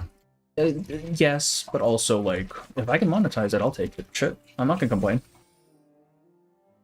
I forgot what the game was, yeah. I mean, it was... I don't think we've gotten anything new for that in a while. When this, there was one called something they copied from the reverse. I believe Silver and Blood is what you're thinking of, Chip, where they just straight up copied Reverse's design and stuff. Only Reverse right now, yeah. I mean, I'm playing Reverse and Girls Frontline and stuff. ZZZ, Wuthering Waves. It's hard to make content for Wuthering Waves, though. Just because, I don't know. The story doesn't capture me as much. Like, it's gotten better, definitely. It's still not up to snuff, I think. Oh, okay. That was just... Yeah, Silver and Blood, that's what you're thinking of. Right. We're gonna call it for the night, but let me think here. We're gonna be doing... I'm gonna be doing the retrospective for the chapter... or the event rather, with Afflatus on Thursday. I think I may have missed some. We're pretty much ending here, Ethan. I got reverse cards that I want to unbox at some point next week, probably. And that's probably all I have planned for now. Yeah. Did you watch? I have watched Alice PV, yeah. I threw it up on the waiting screen as well. The waiting room at the start. Dibs on 37 Hollow. There's gonna be a photo. Oh, right, shit. Photo Texas. Photo Texas stream probably Friday night. Yeah, we'll do that Friday night. But for that, I think we can call it a night. Thank you guys for coming in. Thank you especially to Chip and Pump, or what's it, Pump? Ooh, I feel bad because I don't have the. Here we go. Chip and. I mean, Chip gave me the 5, so that's already fantastic. Thank you for that. And then Chip also became a member, and was it? I really should like have this on lock. Oh god. All right, it's fine. Story is not the main setting point for you. Well, I think which is reasonable. Writing is yeah. And also, it's just a fun game to play. Yes, we're gonna call it for the night. I'll see you all on Thursday. We're doing the collab with Afflatus. And